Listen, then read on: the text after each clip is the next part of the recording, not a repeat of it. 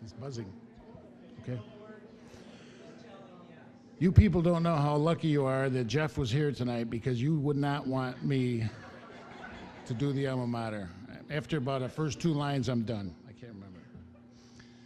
We are gathered here tonight to induct a Title IX person, a contributor, and 4 others into the Mynderse Academy Hall of Fame.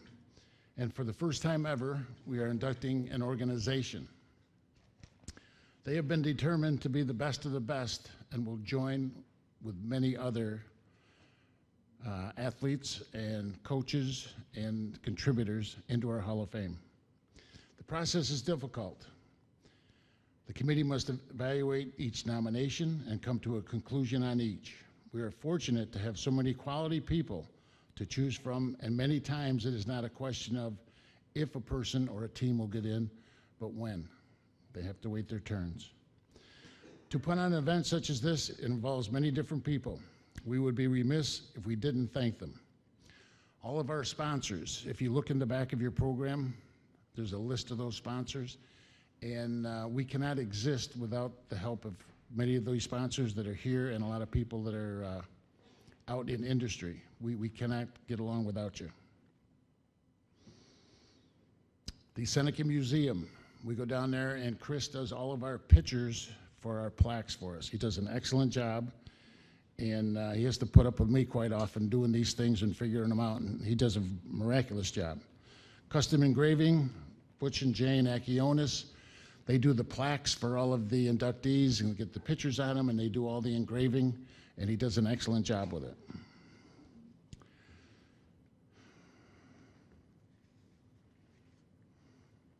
Bear with me, I'm still here.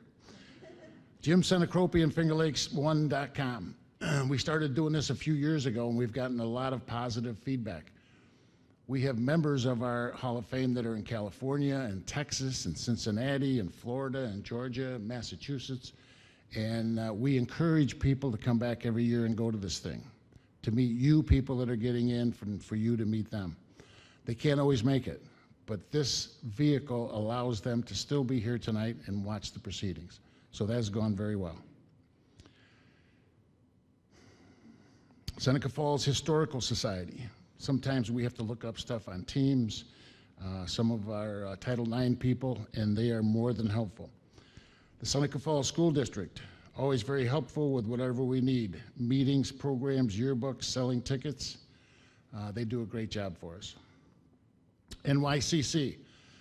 Tonight, as you see, we have a good dining area, and not many Hall of Fames have a vehicle that they can come to tonight and sit and watch the things. You don't have people cleaning up dishes or anything. It just has been a very good relationship with them, and they do a great job helping us out. Lastly, and very importantly, our committee. They go way above and beyond what is expected to bring you this event. They are truly the best. I would like to have them stand at this time and hold your applause to the end. Lisa Carasillo Anderson, John Nicholson, John Capacci, Liz Beck. She's running the lights and running the screen, so if it messes up, you know who to blame right there. Tony Ferrara. Turn the page. Pete Wormuth, soon to be inductee. Ted Novak. And Ted, as we go through tonight's proceedings, you'll see some of the handiwork that he does. But please give them a warm welcome.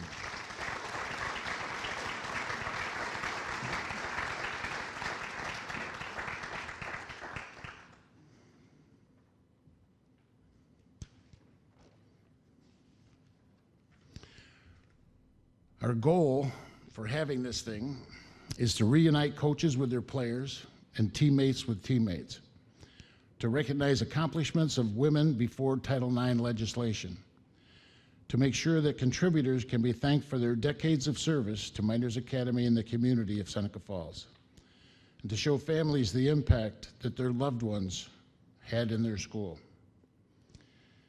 and to honor years of hard work that individuals have put in during, after their high school days also. This year we have a tribute to two people that are in the Hall of Fame that we have lost over the year. And at this time, we're going to have a video on that.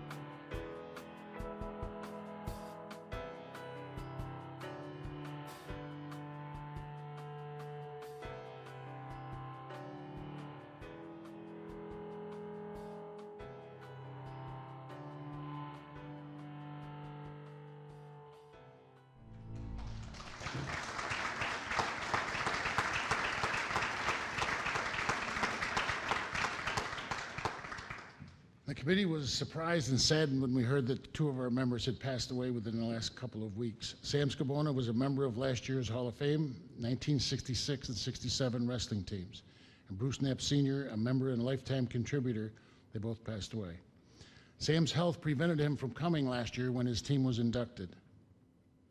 Bruce was inducted in 2012 and has attended several inductions since then.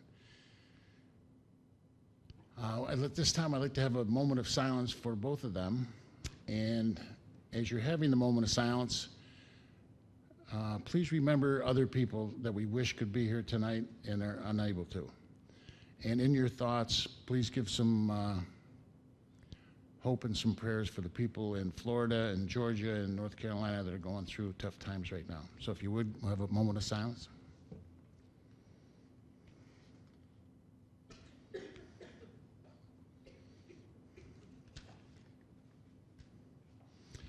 Thank you very much. They'll be always remembered.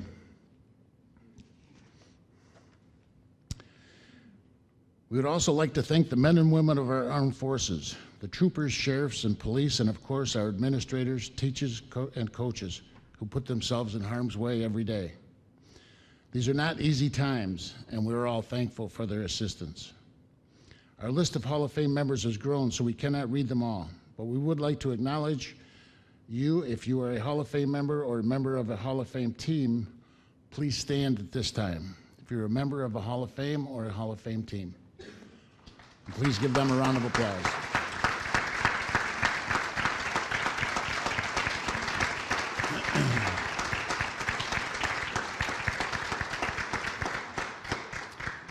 As you can see, we have a number of those people that come back year after year, and we try to encourage that. And if you can make it every year, that's great. If you can't, come when you can. Everybody likes to see those members, and we like to have you meet the new ones. If you would, look in the back of your programs. We have a list of accomplishments back there that last year's classes in Mynderse Academy, they did.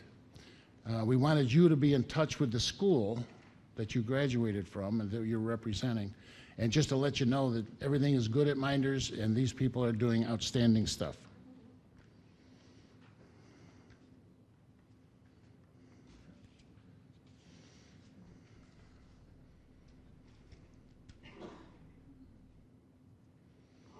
Okay, and before I go along too much further, I'd also like to inform you, Carlo Lorenzetti, who's been on our committee for a number of years with the Alumni Association, he is getting in the Section 5 Basketball Hall of Fame in November, and we should give him a round of applause also.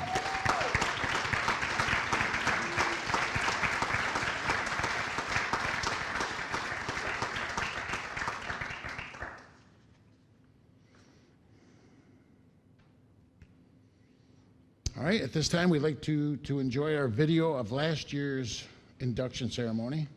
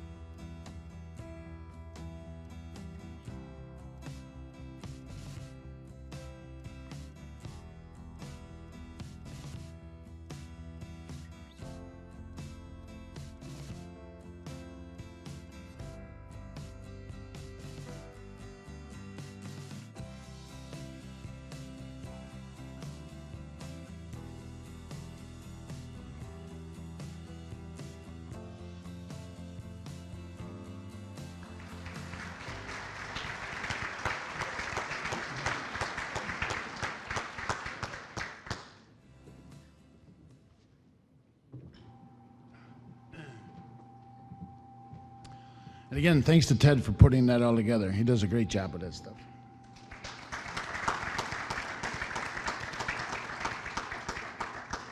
At this time, we're going to start our program of inductees, and we're going to start with our Title IX presentation, and we'll have Lisa Caracello Anderson please come up. Yep, no problem. I'm shorter than you. Can you hear me? Yeah, okay. 1972 could be called the birth date of women's interscholastic athletics. To honor that event and the women who did not have a chance to compete on the same scale as men prior to that date, a special ongoing award was initiated at the 2012 Mynderse Academy Athletic Hall of Fame induction ceremony. This award honors those women who were considered stellar athletes but did not have the opportunity to achieve the accolades that their male colleagues. This year, the Mynderse Academy Hall of Fame Committee is proud to honor Jane E. Cook as a forerunner to the Title IX. Here tonight to accept the award for Jane Cook is her son, Ken.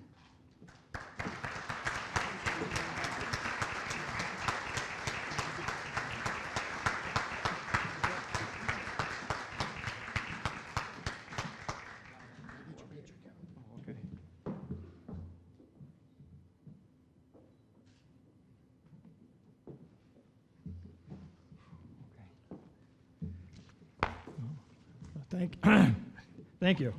I'm really honored to accept this award for my mother. She was a very, as you can see in the program, they listed more than I listed on my little speech that I was going to give because I wanted to keep it short.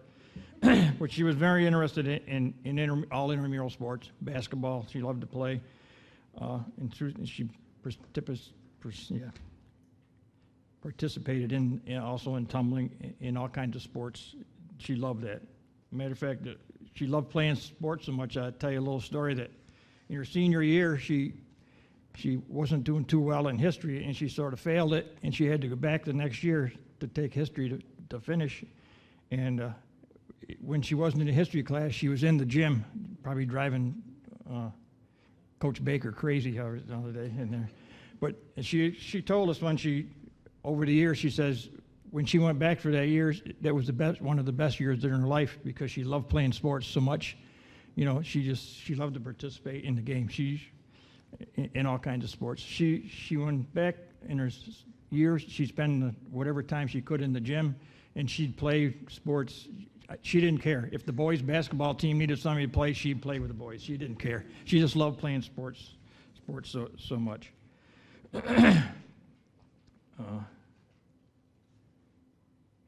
Also on here, she contributed a lot in the rest of her career. She taught swimming for 50 years because she loved doing that. And everything that's listed in here is about what I was going to say in my speech.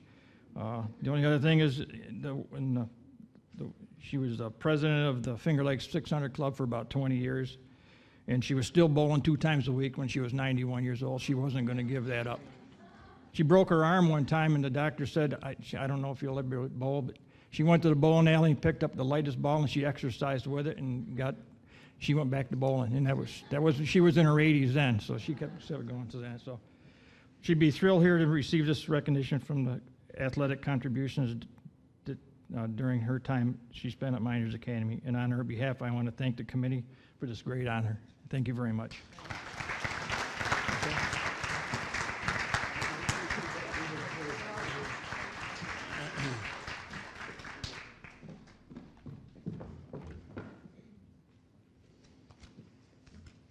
And I was one of those probably 2,000 people that she taught how to swim.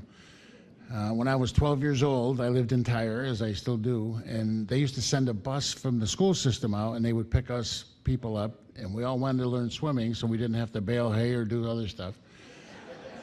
So they would take us to Cuga Lake, and Mrs. Cook taught us how to swim.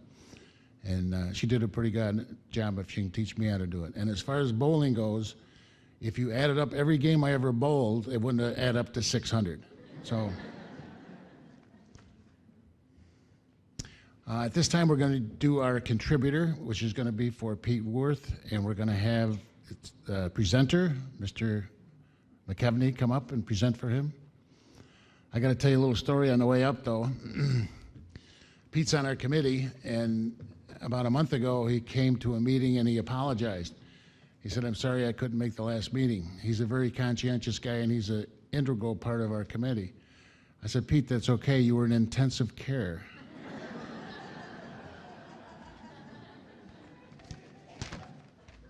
But resilient and here tonight.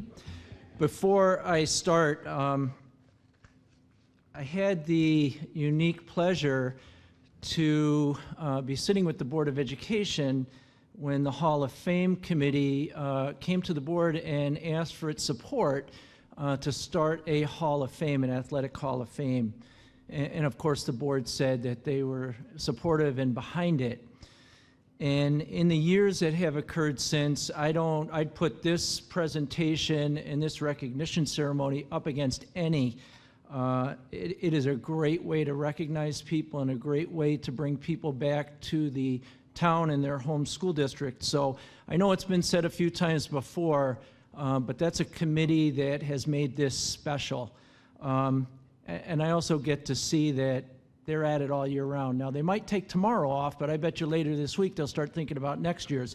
So as you see those names and on the way out, just give them a tap on the shoulder and say thank you for what you do to make this schedule or special.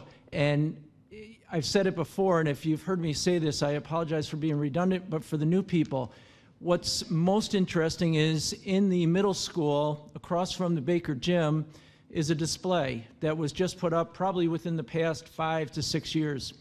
And it is a display of all the Hall of Fame inductees. And to watch middle school kids and high school kids and community people when they come in for basketball games stand and just watch and look at the history, it's heartwarming to know that the work that this committee has done is paid off. It's special for you people, but the tradition and legacy lives on. And so you need to know away from you, it's alive and well. And for that, committee, thank you.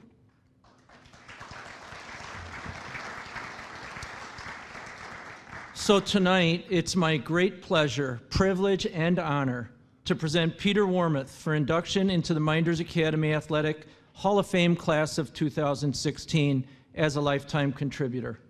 Peter certainly had his share of athletic accomplishments at Mynderse and also when he went to Hamilton College. He's made noteworthy contributions to Mynderse Academy athletics and the overall betterment of the Seneca Falls community. Pete is a part of a family that's well represented in the Mynderse Academy Athletic Hall of Fame, and a special welcome to all his family members tonight. His brother Dave was a class of 2010 inductee, and his father Warren Speed Wormuth was a class of 2014 inductee. While being recognized tonight as a lifetime contributor, Pete was also a Mynderse Academy athlete during his high school years, participating in football, baseball, and track and field. He has great memories of being on some of the dominant Mynderse power teams. Pete's best sport was track and field, which he excelled as a sprinter and was the Finger Lakes champion in both the 100-yard dash and 220-yard dash. He also anchored the Mynderse Academy Finger Lakes Championship 440-yard relay.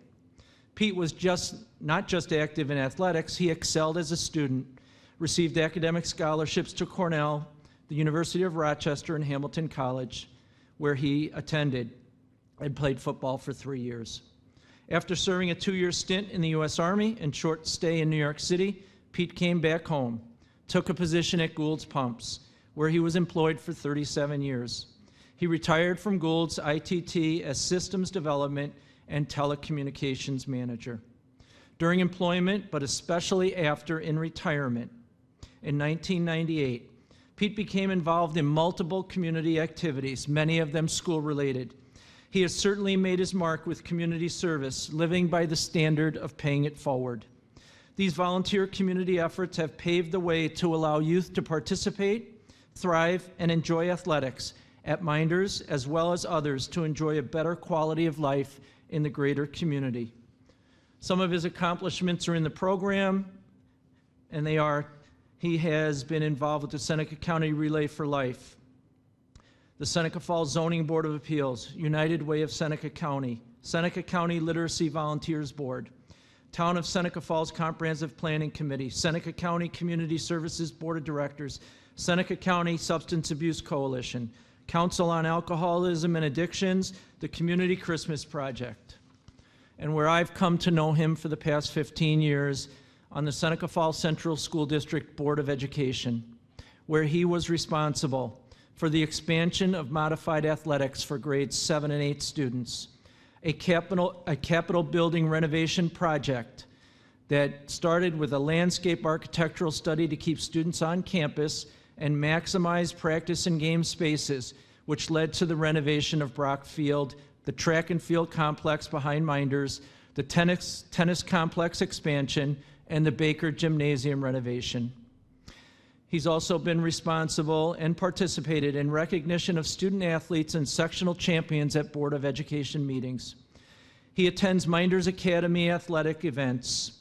And I remember, Pete, one of our times standing at Mynderse Academy in the rain, watching our girls lacrosse team win their first sectional game at the new stadium.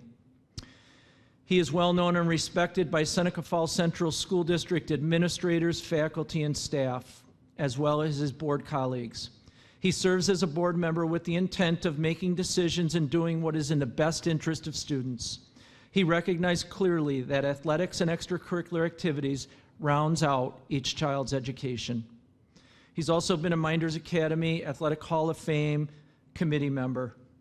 He's part of the inaugural committee. He's an excellent ambassador for the district and Hall of Fame committee. He has done detailed research to assist the committee, and as Rod said, in the Historical Society, in the district office, looking through old yearbooks and newspaper clippings. He has tremendous pride in keeping Mynderse Academy athletic legacy and tradition alive. He has great memories of great teams and athletes, and most importantly, he bleeds Mynderse blue. Pete's induction is a well-deserved honor. I know he treasures the nomination and induction, which appropriately recognizes his lifetime contributions to the school district, the Mynderse Academy Athletic Program, and our great community. It is with great pride and respect that I present Mr. Peter Wormuth as the newest member of the Mynderse Academy Athletic Hall of Fame.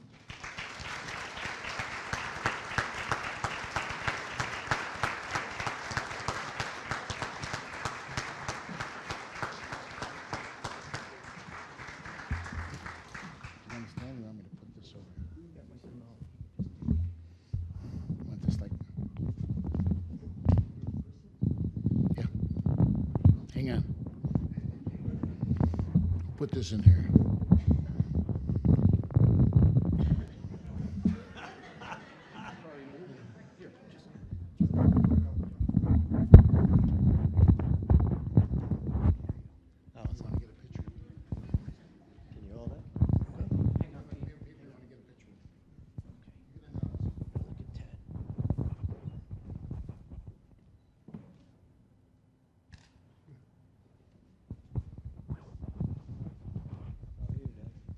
Am I live? You're live.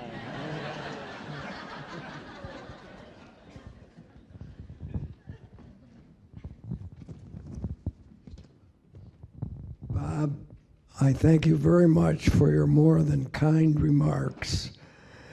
If I were to ever run for political office, I certainly would want to have you as my campaign manager. I also wanted to thank the Hall of Fame because I was completely surprised when they selected me as a lifetime contributor. I never expected this honor, but I'm very pleased to accept it. I was an average athlete, but it is true that I was a very active volunteer, serving on many boards and committees, especially after my retirement from ITT Ghouls. But due to my illness and age, I have cut back considerably on my volunteer duties.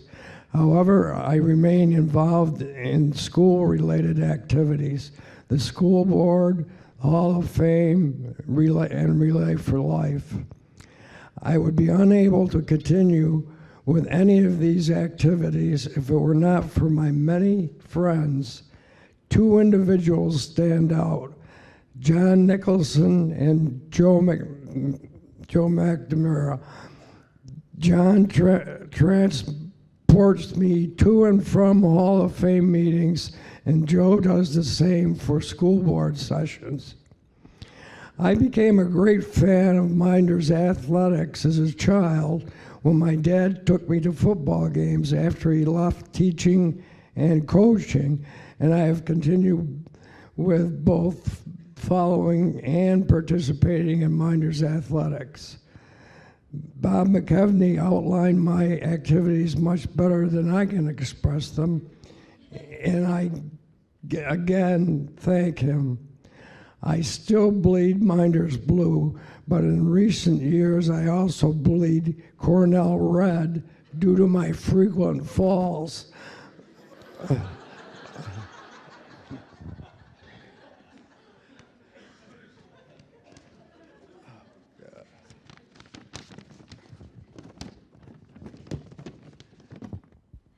Also, I cannot forget my wife, Carol, who has put up with me for over 53 years. My children, Scott, Jeff, and Suzanne, Dr. Tim Ryan and his staff, especially Rhonda Solomon, for easing my fears and anxieties. Finally, thanks to the Seneca Falls School District administrators, faculty and staff, the school board, and the Hall of Fame committee for their continued friendship. Thank you.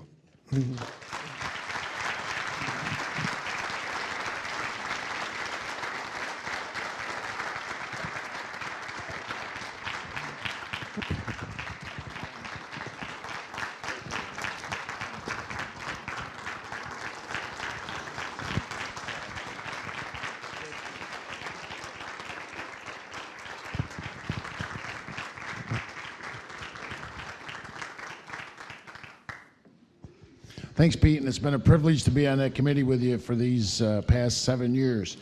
And as they alluded to before also, Pete was the father of our Title IX segment of our Hall of Fame. He came up with this idea a few years ago and we pursued it, and he was the guy that did it for us. Okay, I'm gonna see if I can put this thing back in here.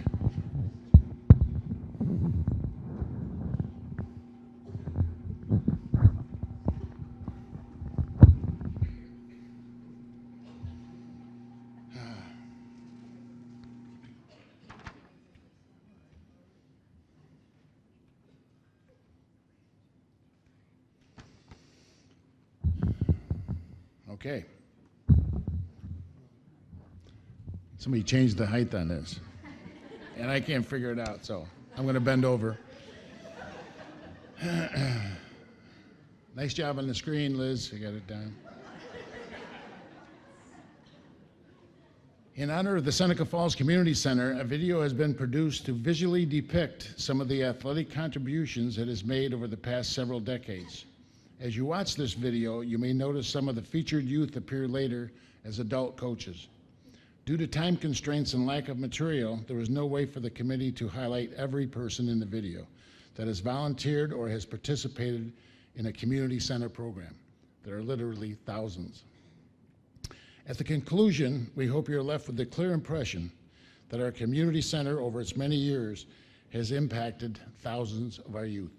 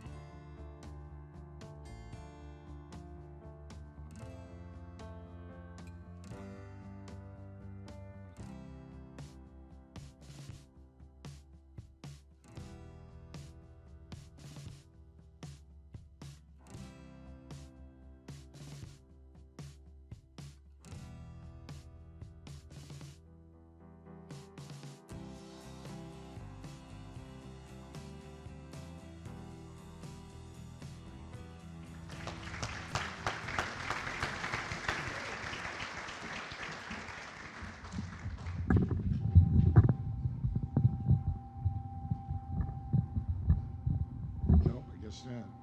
See, it wasn't me. There. I'm sure that several of you people either recognized yourself in those pictures or a coach in those pictures, or some people probably both. The rec center was opened in 1963 and 64, and that happened to be my senior year of high school. And since then, I have moved back to Seneca Falls, and I've raised 3 boys, and some of them are here tonight, and they certainly took full advantage of the recreation department and community center. We have been blessed to have a wonderful building down there, but we have been more than blessed with having great directorship. And those directors are responsible for pigeonholing many people to come in and coach for them, which, as you know, if we didn't have them, we could not succeed. And even though one of them is from Waterloo, we're going to let him still come up. So at this time, if Tony and Jim would both come up, please.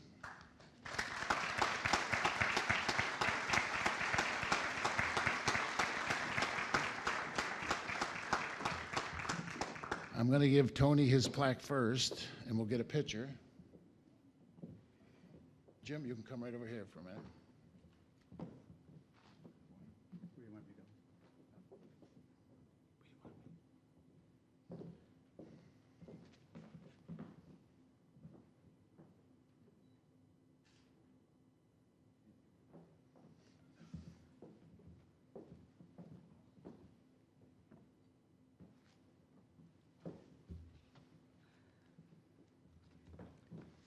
Yeah, so I've lost a few hairs on my head. Good evening, friends, family, inductees, and last but not least, the Mynderse Academy Hall of Fame Committee. Thank you, Rod, for the wonderful introduction. Your hours of practice were just what you needed to deliver it the way I wrote it. I applaud the open-mindedness of the committee to recognize the thousands of volunteer hours the Seneca Falls community has put forth for over 43 years to create a tremendously successful youth sports program. In September 1973, to be exact, it was September 6, 1973, I began my tenure as the recreation director. Inexperienced, fresh out of college, I was 23 years old, relocating from Glen Cove, New York, so I'm an out-of-towner as well. Not as bad as Waterloo. Sorry, Jim. I didn't know the community or its long school sports history, nor the services provided by the Recreation Center, but I jumped at the opportunity to become the recreation director. Some may ask why. Why come from Long Island to come to Seneca Falls? Well, very simply, my college girlfriend, who became my loving wife and mother of our 2 children, was born and raised in Seneca Falls. My wife, Jo Ferrara Petrosha, she's here tonight. What I lacked in experience, I had in enthusiasm, energy, determination, and persistency. I believe the members of the Rec Commission who hired me saw these qualities. They were Pat Tarno, Gabe Lombardo, Angelo Suffredini, Mildred Beck, Vince Scaglione, Nick Nettie, and Bud Sewin. We quickly saw a void in providing youth sports in the rec program. At the time of my hire, the rec center was basically an after-school drop-in / weekend center for teens. The scope of the program was basic and limited. Teens gathered to play pinball, table tennis, billiards, watch some television, play some really competitive hoops in the gym, and even more competitive dodgeball games that drew every kid from Seneca Falls to watch it every Friday and Saturday night. Additionally, at the time, yes, there were 2 dances a month scheduled at the rec center, and usually the attendance was about 150. I was fortunate to be able to create a sports program from square one. We wanted to develop in-house leagues that were designed for everyone to participate in, learning the skills of the given sport and competing amongst the peers, followed by selecting the more skilled players to compete at a more competitive level. It was a great plan, but we didn't have the facilities available to us, other than the Little League field, not as it stands today, and the rec center, not as it stands today. To be successful, we had to have utilization of the school district's gymnasiums and athletic fields. This was a difficult hurdle, as our school district, like a majority of the districts at that time, did not allow non-district activities to use their facilities. How are we going to change that? Well, it was recommended to me by one of the board members, actually it was Gabe Lombardo. He says, you need to get on the school board. I became a member of the school board when I was 26 years old. We were then able to gain access to the facilities by convincing the board that it was a win-win for the entire community. The community gained access to the district's facilities, and the Board of Education received the needed community support to pass school budgets.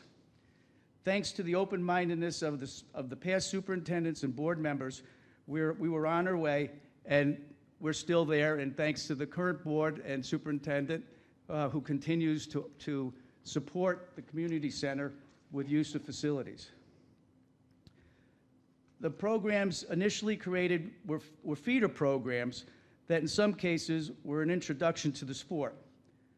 Co-ed kickball for 5- and 6-year-olds, Pee-wee baseball for 6- and 7-year-olds, girls softball for 10 and under and 12 and under programs, biddy basketball, which was our renowned sport, so to speak, for 10 and under and 12 and under, instructional Pee-wee biddy basketball Saturday morning program, youth co-ed soccer for 10 and under and 13 and under, summer sports camps, travel teams in lacrosse, the alumni lacrosse game, youth baseball when Little League ran into some financial difficulties and disbanded, and the rec department took over the program for 5 or 6 years, Jim?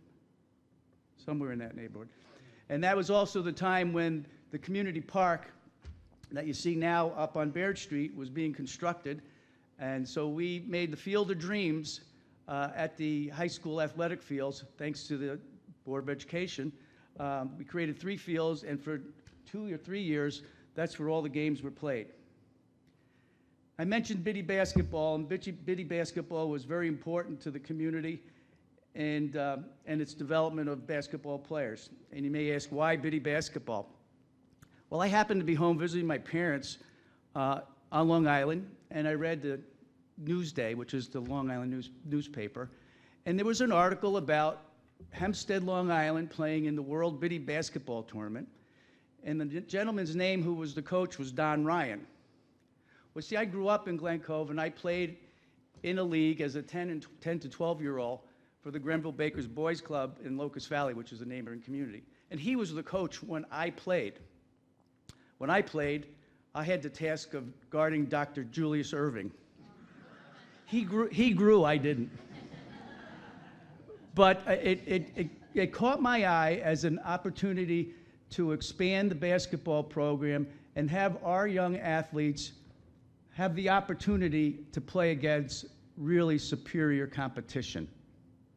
So I called Don Ryan up and told him what I wanted to do, and he helped guide me through the process, and surely we became a member of the biddy basketball program, and I actually ended up being a New York State regional director for the program. Some of the biddy highlights, I'll never forget the first time we ever took a 10-year-old team, basically made up of 9-year-olds, and we went to Marcellus to play. And at the time, we were just beginning. I think I went up to the Champion Outlet at the time and bought tank tops that were blue and had them lettered and numbered, and old wool shorts for the kids to play in. So we went over to Marcellus to play, and the first game was against Ridley, Pennsylvania. And I'll never forget it. We walked into the gym, got to the bench, getting ready to warm up, and the Ridley team comes out. They have travel bags. They have full warm-up uniforms, outstanding, beautiful uniforms. So we got a rude awakening, not only with our uniforms, but we took a licking. But we were young, and we were learning, and eventually we progressed and got better. The first Biddy State Championship, we played with basically probably 8 or 9 11-year-olds on a 12-person team, and we were not favored to win it. We were playing at Mynderse Academy, the Arthur L. Baker Gym, and Marcellus, who was our big rival, it's like Mynderse and Waterloo, it was Marcellus and Seneca Falls. And they had already purchased their airline tickets to travel to Baton Rouge, Louisiana for the World Championships. But we surprised them, we beat them. And we ended up going, and the kids took, with chaperones and coaches, a 36-hour train ride from Syracuse to Chicago to Baton Rouge, Louisiana, on the way down and the way back. We really got our eyes opened there because you were going, it was like the equivalent of playing in the Little League World Series. We got thumped real good. But we made sure that the kids got the opportunity to watch the semifinals and the championship games in a high school gym that probably held 3,500 to 4,000 people, packed to the gills. And watching those two games and the level of competition was like watching Syracuse in the NCAA Final Four to these kids. They were just in awe of the ability that some of these young basketball players had. The next year, we were fortunate enough again to represent New York, and we played in Puerto Rico for the World Biddy Basketball Championship. This time, we flew. It was a little bit easier, but it was probably out of the 12 kids that were on the team, 11 of them's first trip on an airplane. So it was quite an experience. And we did win a game. We beat Dallas, Texas. We were very competitive in the games that we did lose, but nonetheless, we didn't place. The third year and the final year we participated in the Biddy National Championships was in Philadelphia, and that was like playing in Geneva compared to what we did the first 2 years. We were competitive, but again, we just couldn't meet that level of competition. Between the cost of taking the kids and the transportation and the fundraising and everything else, Rod still has light bulbs. We changed gears and we created youth hoop basketball, and it was based in the Northeast with 24 franchises representing the states of Pennsylvania, New York, Rhode Island, Connecticut, and Massachusetts. And we developed it somewhat like the Biddy basketball program. We had invitational tournaments followed by state qualifiers, in turn followed by the youth hoop championships. We hosted it 3 times. I believe the last time we hosted it, we were fortunate, and Harold Weber was then still involved with WSFW, and he broadcast the championship game of the 10-year-olds. And I believe someone in the audience here, who I'll name later, was the coach of that team. And Ted Novak's son, Mark, made a baseline jumper in the last 15 seconds of the game to nail the win down for the championship. So it was quite an experience for the community, having the game on the radio and also the way it finished up. The Biddy and youth hoop programs gave Seneca Falls a huge advantage in the Finger Lakes and beyond in developing the boys and girls basketball program at the high school level, as they had a tremendous amount of experience prior to reaching the high school level. Our coaches didn't have to spend a lot of time from square one with the fundamentals. These kids, both boys and girls, they were experienced. They'd been through the wars. They played in front of big crowds. They played under pressure situations. They learned strategy. They learned how to follow a coach's instructions. So it was all good. From the youth hoop and Biddy program, 6 of those coaches that participated went on to coach at Mynderse Academy at the varsity level. David Baker and Dick Rushak coached the girls varsity. Currently, Jerry Anderson, who played youth hoop basketball, is the current girls varsity team coach. The boys coaches were Bob Nearpass, Kevin Laux, Nick Corella, and Scott Smith. Now, I think we all know about Scott Smith's successes at Mynderse Academy. He was the assistant coach he was the head coach on the 10-year-old team. But earlier in that year, when they were playing in Syracuse, the 12-year-old team, I was with them someplace in New England. He calls me up because he had played Hempstead, and he was so discouraged. He goes, "Tony, I don't know if I can coach this team. I don't know if I'm a coach." I said, "What's the matter, Scott?" He goes, "Well, we just got beat by Hempstead 64-18. I said, work at it, you'll get better.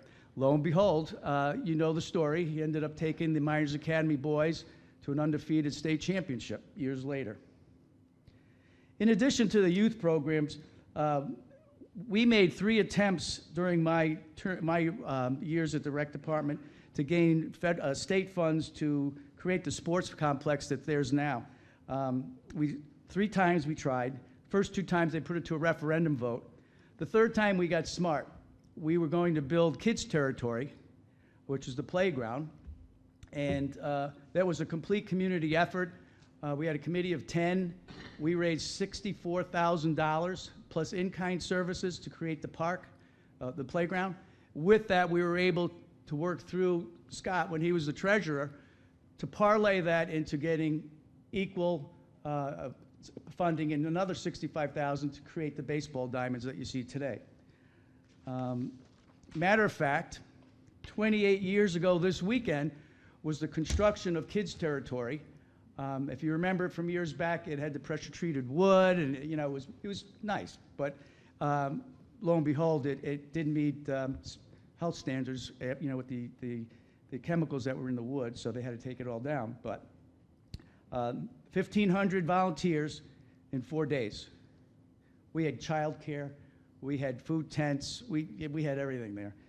It was a wonderful experience for the 1,500 that participated, and remembered by every single one of them that did participate.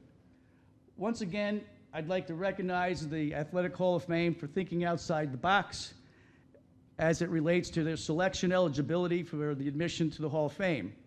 The induction of the Recreation Department is a significant validation for the successful services provided to the entire Seneca Falls community.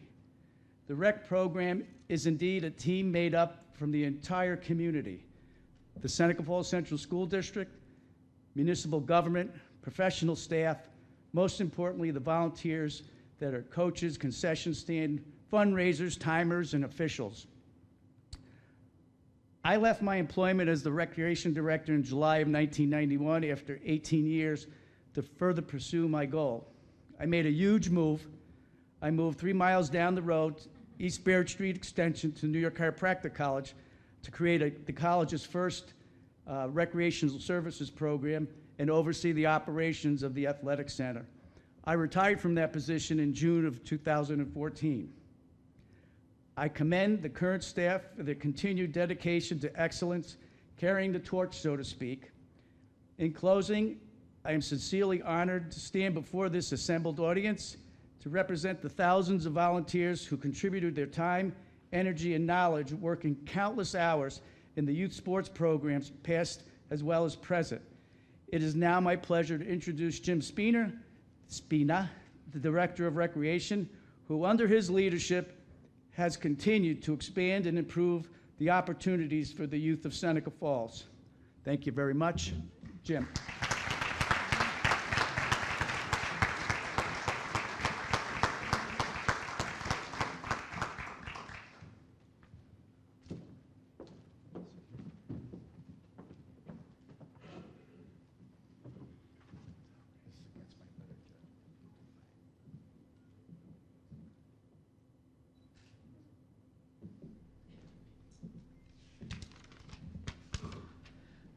Waterloo guy on the stage. It's tough to follow somebody like Tony, who spent so much time here developing all the programs that many still exist in some way, shape, or form as he first brought them here, and many have been tweaked to go along with the sign of the times. He mentioned 1,500 volunteers. It's not happening in 2016, trust me. It's funny to think about Tony, because just about 30 years ago, it's 1987, so it's 29 years ago, about this time of year, I ran Vince's Park, newly married, my wife from Seneca Falls, Debbie Greer, she's here as well. Vince's Park would lay me off. I worked for Gould's. They would lay me off about this time of year, and Tony contacted me in the summer and said he needed recreation supervisor help, and he probably remembers that.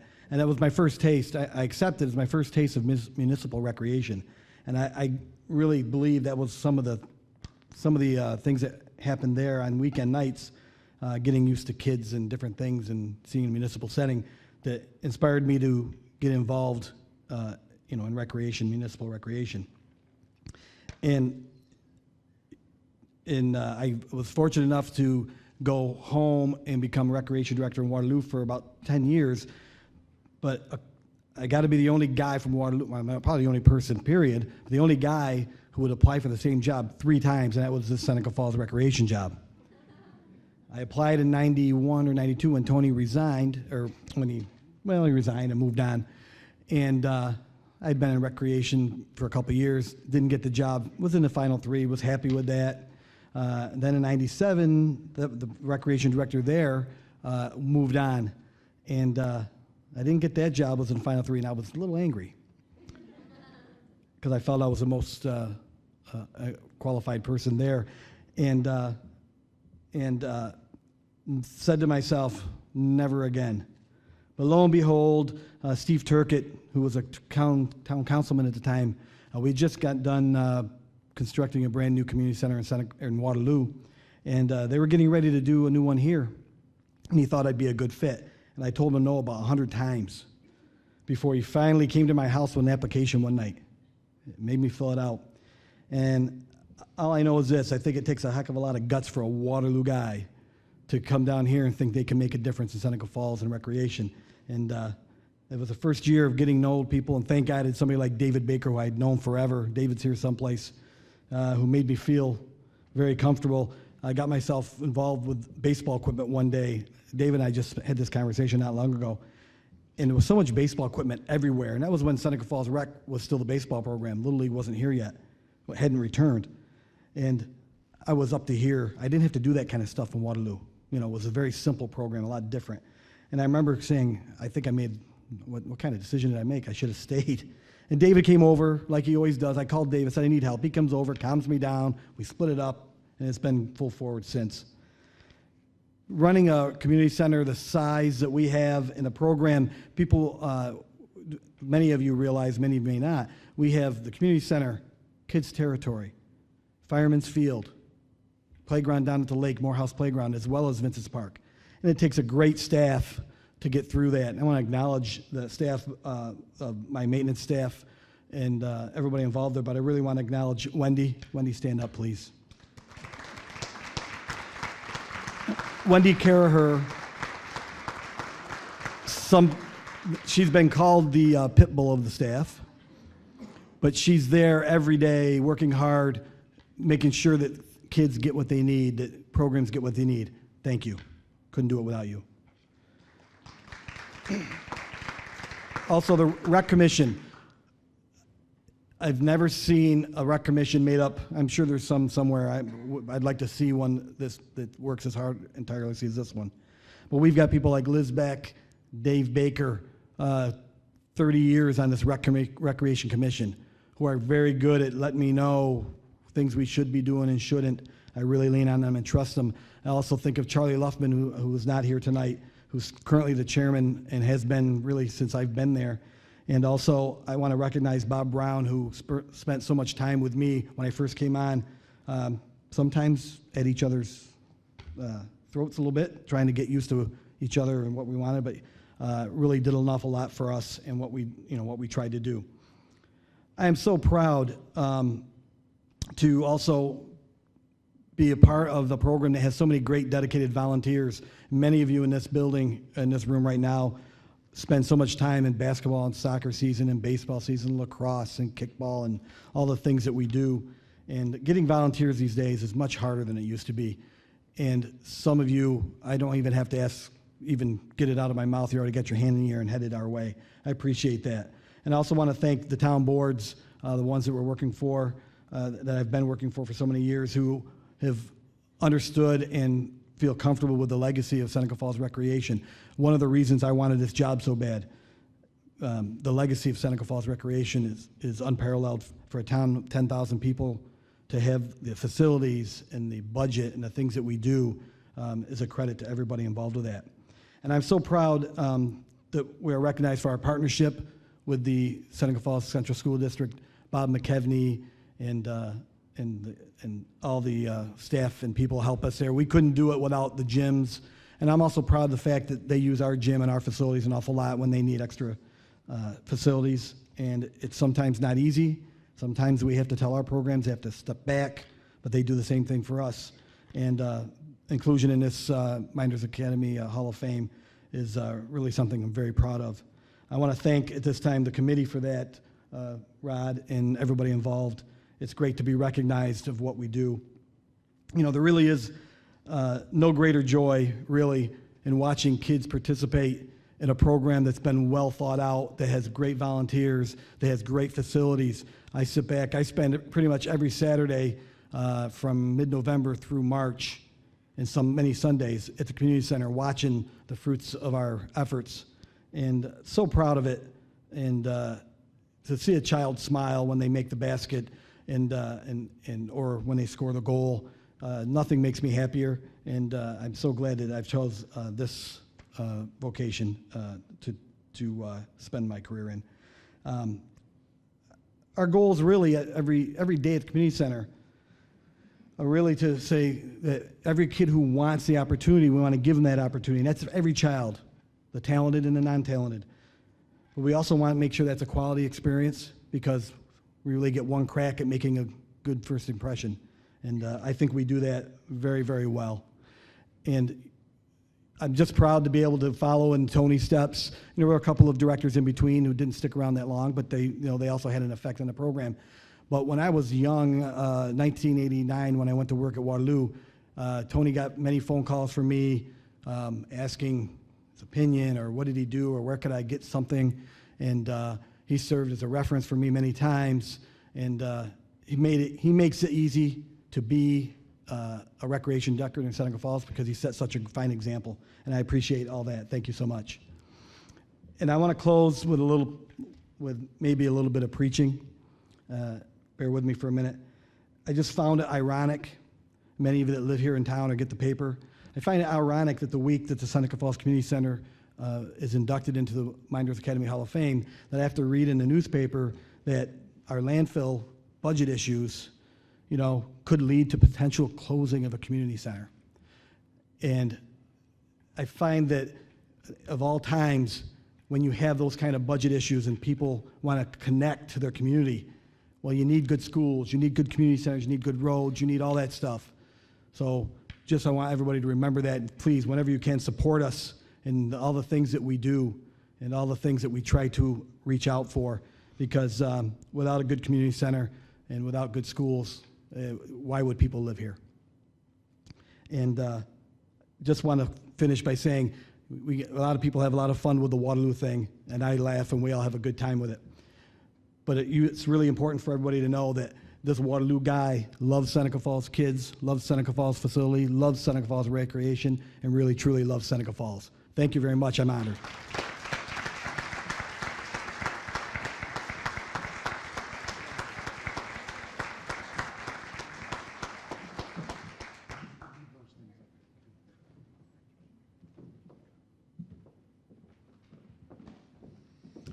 Thanks, Tony and Jim.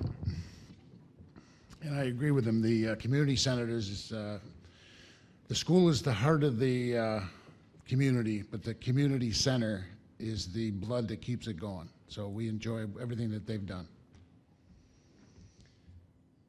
And some of us senior citizens go down there on Wednesday afternoons also and spend some time there, so they're taken care of. So. At this time, we'd like to have Bob Fayola come up. He's going to present for Dan Dixon.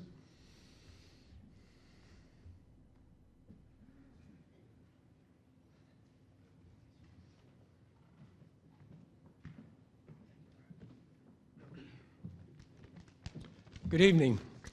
I'm Bob Fayola. I was a classmate of Dana's all through high school, and we lived together a little bit in Auburn before he was married and moved away all in the same month. Kind of traumatized me, but I survived. I'm honored and humbled here to be here tonight to say a few words about our good friend Dana Dixon, as he is accepted into the Mynderse Academy Athletic Hall of Fame. Sue Warwick, his sister, called me several months ago and asked if I could do it. I gladly accepted. Dana was quite an athlete with natural, God-given talents. According to the dictionary, an athlete is a person who trains a lot for contests involving physical agility. Of course, there was practice, and Dana was there just like the rest of us. I don't remember Dana being in the weight room that much. During our years at Mynderse, Deco Paradise, the athletic director back then, did his best to impress upon us the importance of working out, building our strength, but I don't recall Dana being in the weight room. He didn't need to. He was naturally strong as an ox. I remember one time in football practice, and I was helping to run the offense of the upcoming opponent. So the first string defense could learn their plays. Dana was playing defensive end, and I was the fullback. And I received the handoff. I ran straight at Dana, and the next thing I knew, I was looking up at Dana, and Dana was looking down at me. He gave me quite the wallop that I still remember today. And what did he do? He extended his hand, helped me up, pointed me in the direction of the huddle. That was Dana Dixon. I remember Dana playing lacrosse. He played defense with that big, long stick. And we all thought it was cool when Dana would either steal the ball or pick up a loose one and advance it down the field. It was exciting watching him cradle that ball in that long stick. And Dana would practically run from one end of the field to another. With his long legs, it was like watching a gazelle.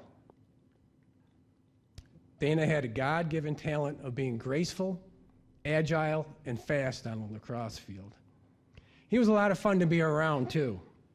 And one time he came up with a very unorthodox method of working out.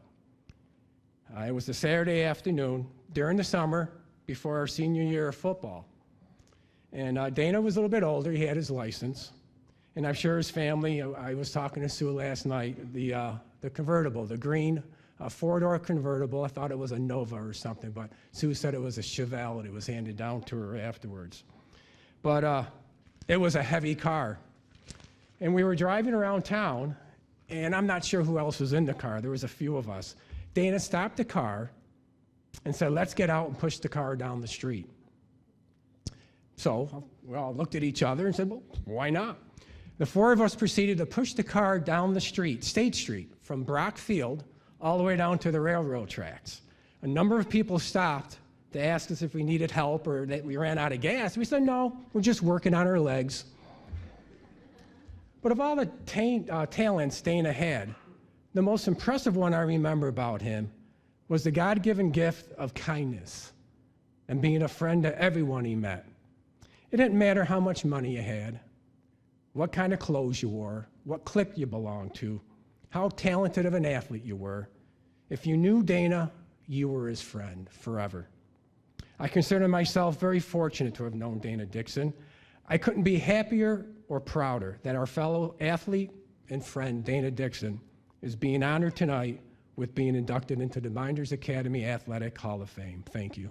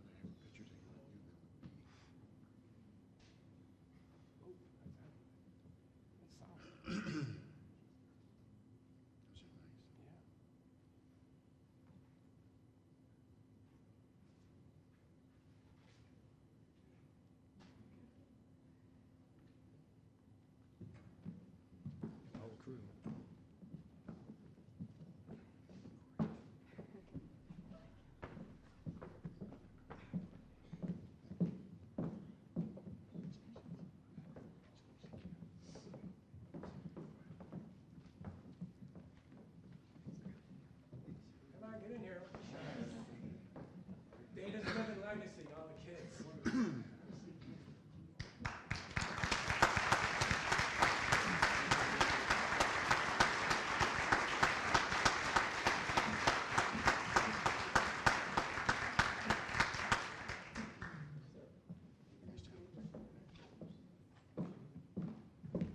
Thank you, Bob. Thank you for those wonderful words and memories of Dana. I would like to introduce my family who are up here on stage with me. My father, Jim Dickson, my brother, Adam, and Dana's children, Jake, Dana, Katie, and Emily. We would like to accept this award on Dana's behalf and thank the Hall of Fame committee for this honor.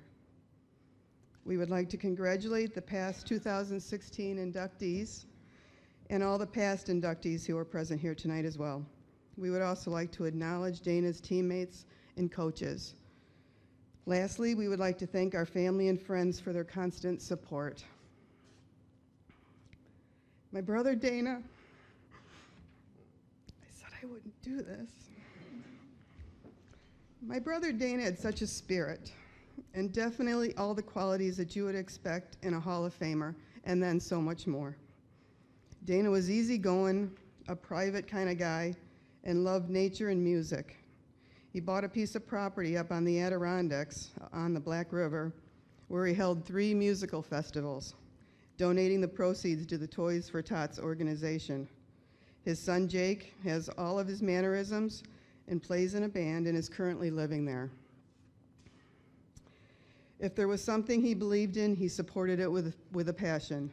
Dana was a loyal friend, courageous, and had such a strong devotion to his country. He served in the United States Army during Desert Storm, where he was a pilot of a Black Hawk helicopter. His daughter Dana has similar traits and works in the VA hospital in Albany. He was compassionate, always rooting for the underdog in most cases, and very determined. This became evident as he battled leukemia, and then if that wasn't enough, the very debilitating Guillain-Barré syndrome, which took away his ability to use his arms and his legs. Dana taught himself how to work, how to walk, and even went into remission for 4 years, however, losing his battle in 2003 when the cancer came back. His daughter Katie is a lot like her father, and in all of these ways, and is an RN in Utica. Dana felt a strong responsibility and love of his family, also such a zest for life, and a strong desire, like Bob said, to have fun. Once while leading his squadron from Fort Drum down to Hudson River to New York City, supposedly on what was supposed to be a low-profile, non-eventful trip, Dana decided when he got to the city that he would mix things up, and he dove the whole group of helicopters underneath the George Washington Bridge. I'm sure this surprised nearby boaters and making what I'm sure was quite a memory for the rest of the team. This also describes his youngest daughter, Emily, who's going to school for sign language. In closing, I would just like to say that Dana loved being part of a team and would not have wanted all of this attention, but he would have wanted to share the spotlight with his children. Dana would be so proud of the people they have become. He lives on in them, making us truly blessed. I hope you get a better idea of how special my brother Dana was and what a large hole was left in our family when he passed. It has been wonderful celebrating his life this weekend, and we appreciate it so much. Thank you.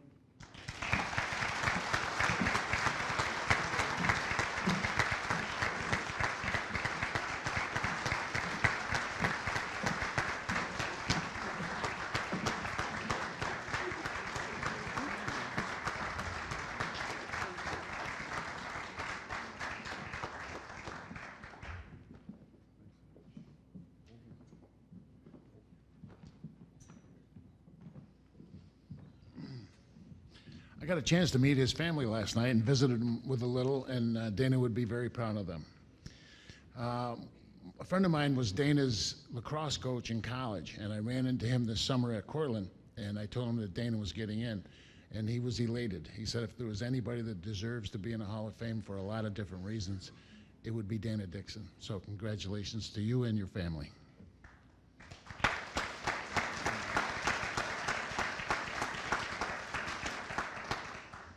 At this time, I'd like to have Greg D'Angelo come up, please. You speak for Mike Miriam.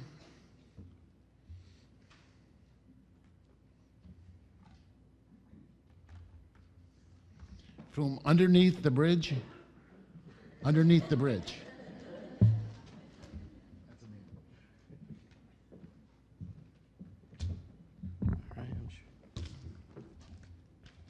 Thanks so much for having me here, in addition to the opportunity to introduce Coach Miriam.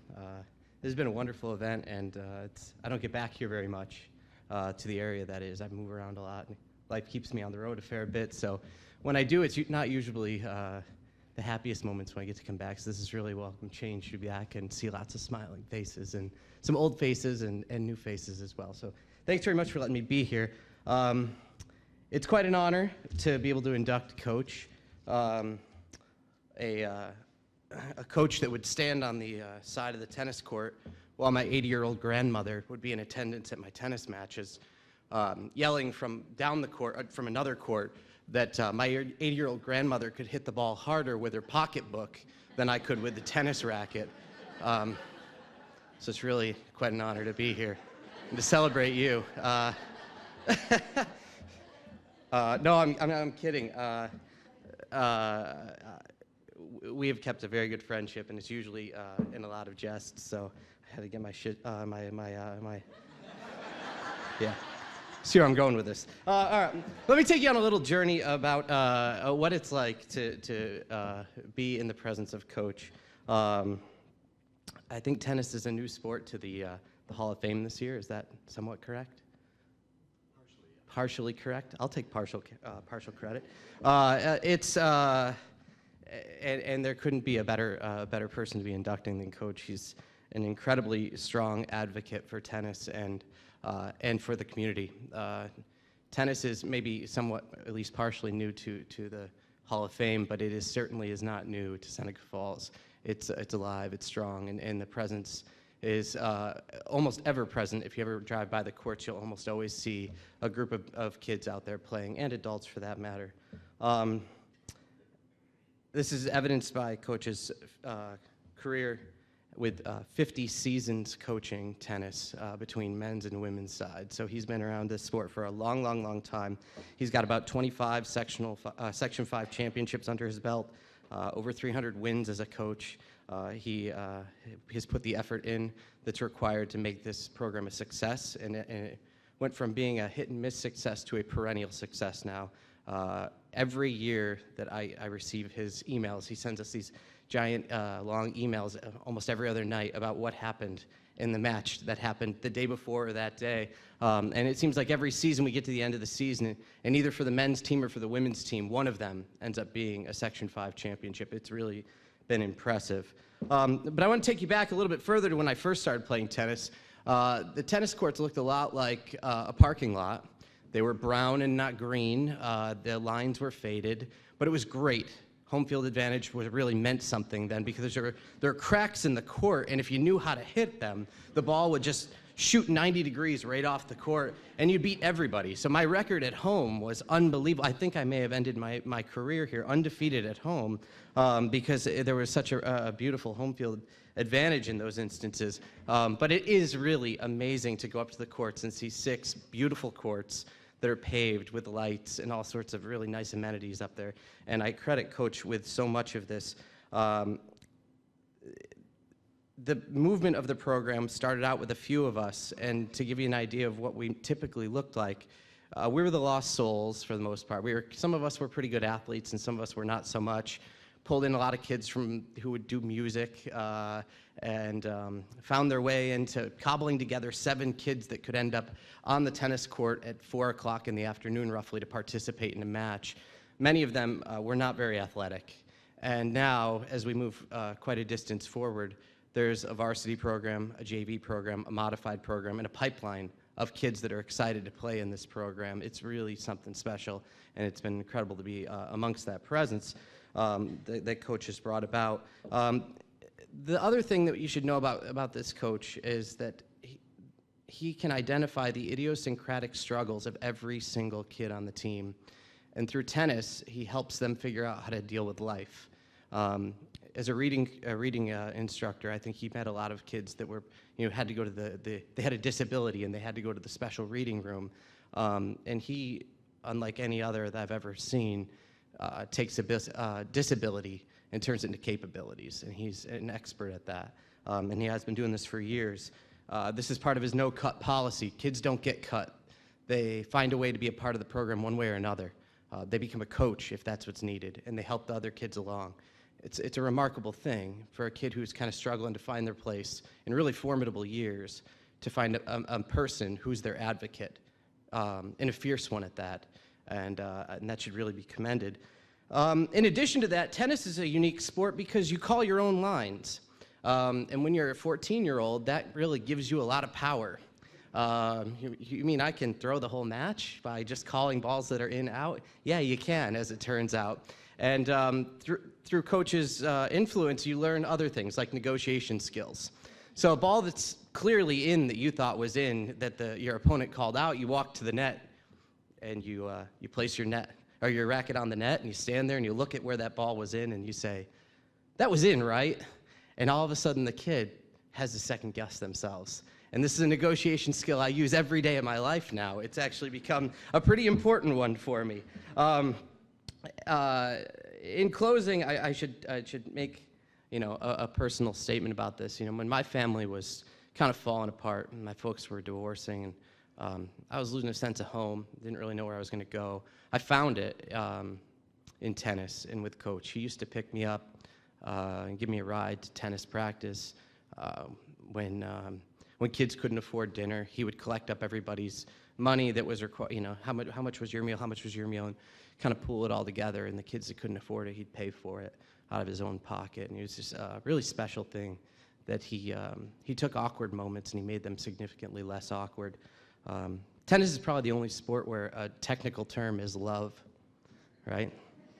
And it couldn't be more true. This is a loving creature who devotes himself to the sport and has for over 30 years. He's been doing this, and he does it quietly. He's never really looking for the limelight, and I know this is probably really awkward to have me stand up here and say all these things about him, but he doesn't really look for the limelight. But there are a bunch of us that have been through his program, and now here we are, many of us older professionals who've moved on, and yet we keep coming back together for alumni nights and a listserv that just keeps going. We heckle it, out of one another, and it's just been a lot of fun to see this program flourish and to know that we're all alumni of it, but we're bonded by this one thing. That's our love of the game, and love of one another, and certainly our love of our coach. So I couldn't be more proud to know that you are going to be inducted into the Mynderse Academy Athletics Hall of Fame. So thanks very much.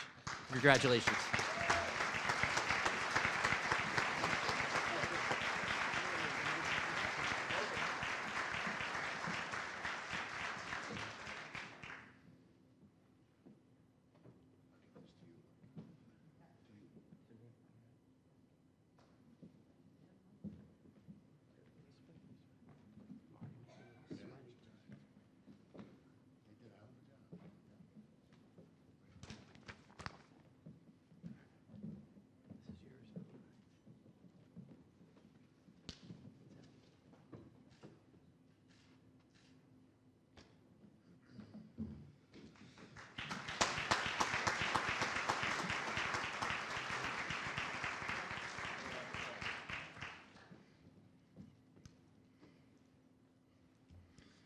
Well, thank you, Greg, for that fine introduction. Matter of fact, I'm going to sit down and let you go on for another 10 minutes or so. And the other thing you learn, grasshoppers, you never insult the guy who comes behind you on the stage.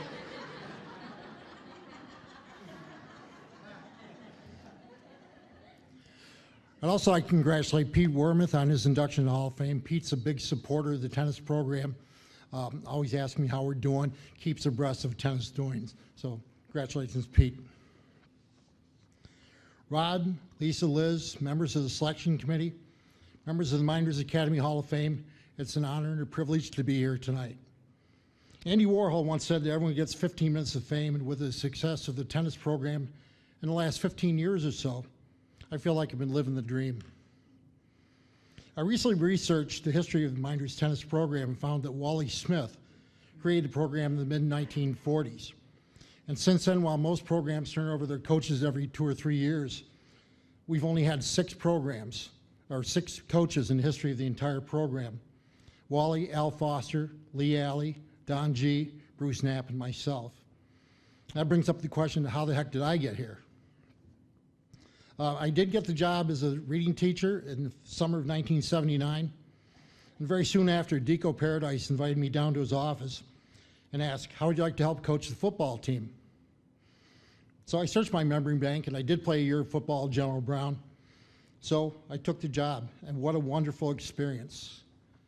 I was on a coaching staff with Dave Geithner, Deco, Dan Caraher, Mike Farrar, Al Henry, Dave Farney, and later a young student teacher named Kirk Ward. And daily I got to watch Dave delegate responsibility to his coaches, who split the team up into groups and bring them back together for Friday or Saturday night. And the methodology was simple. Teach fundamental technique and drill until it was perfect. Know what your opponent could do. We scouted teams. Adjust to them and execute. And the message was clear. Do these 4 things and then trust your players. This was clear when a play was called in the huddle, the offense would go to the line of scrimmage, and the defense shifted or showed blitz. The lineman would make a line call. The blocking assignments would change. The running back may have to hit a slightly different hole, and the receivers may have to change their routes. When it worked, it was beautiful. And after a wonderful football season, Deco called me down to his office again and asked if I'd help coach the wrestling team.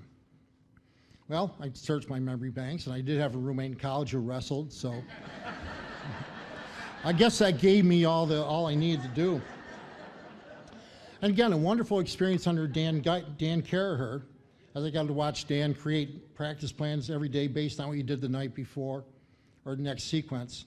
And again, that methodology.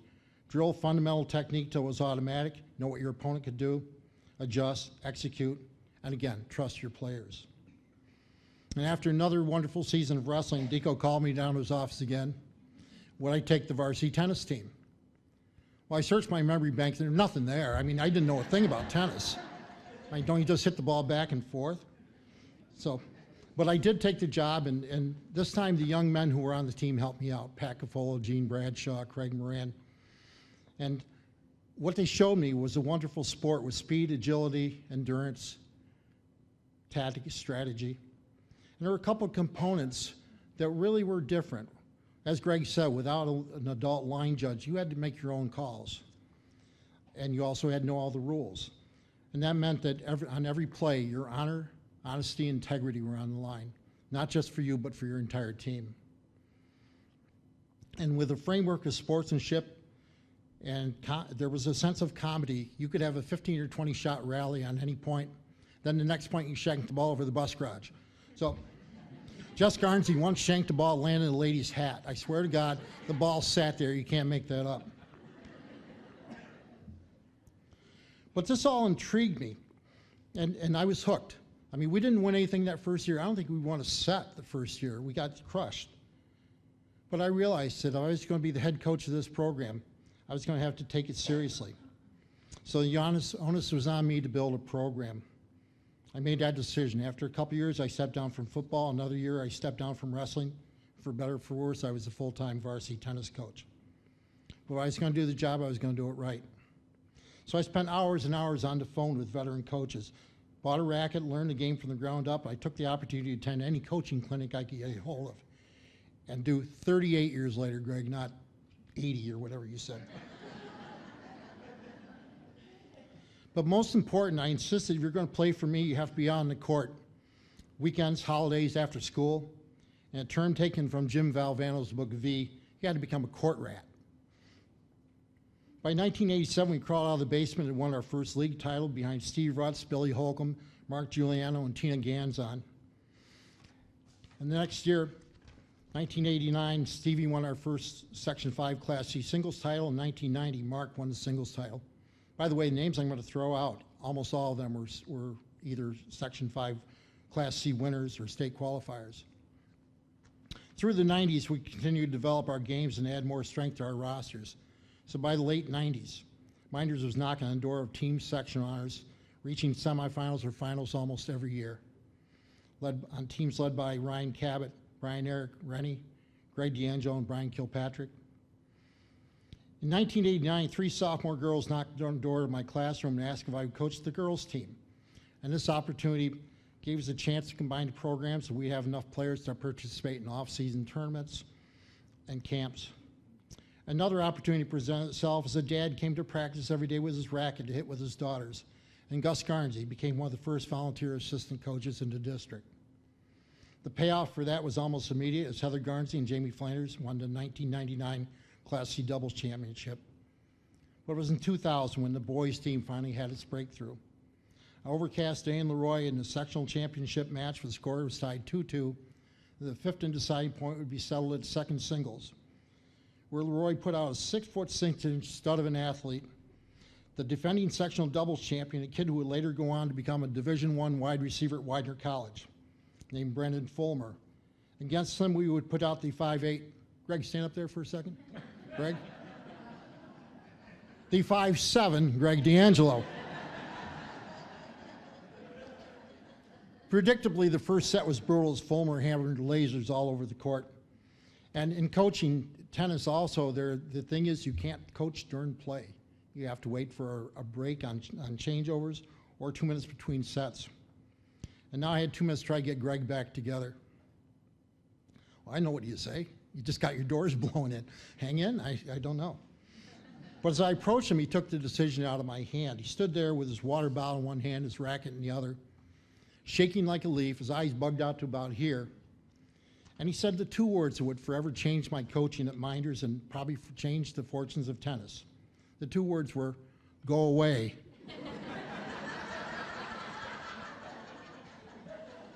Well, I bristled at this a little bit. I mean, this is kind of a challenge to me personally. I just got towed off by a 17-year-old junior. I could have, I had a couple things I could have done. I could have reamed him out. I think I had every right to at that point. I could have defaulted to this point. But I remember what Dave and Danny taught me when I first started. Trust your athletes. There's one thing about Greg D'Angelo, he's king of the court rats. And probably put in more time in those practice courts than anyone I've had before or since. So I did the smart thing. I turned around and walked away. And not to make the story get any longer, but Greg did pull out the second, third sets and we had our first sectional title. Shortly after, Greg and Pietari Halapainen won the Class C doubles championship, and the state qualifiers advanced to the semifinals, came within an eyelash of going to the state championships in New York City. In 2004, we had some important changes to the program. As a young second grade teacher, moved up to the sixth grade teaching position, and Pete Perrine brought his energy and enthusiasm to the JV program.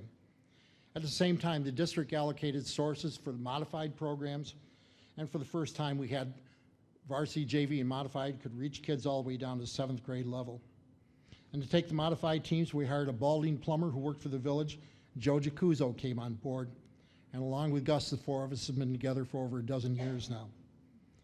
In 2003, 4, 5, and 6, the boys went on an unprecedented run of 4 consecutive sectional titles behind the play of Kyle Nattichione, Miles Nipper, Phil Ortega, Kevin Gillen, John Timmy Adler, Steve Bentley, and Oliver Young.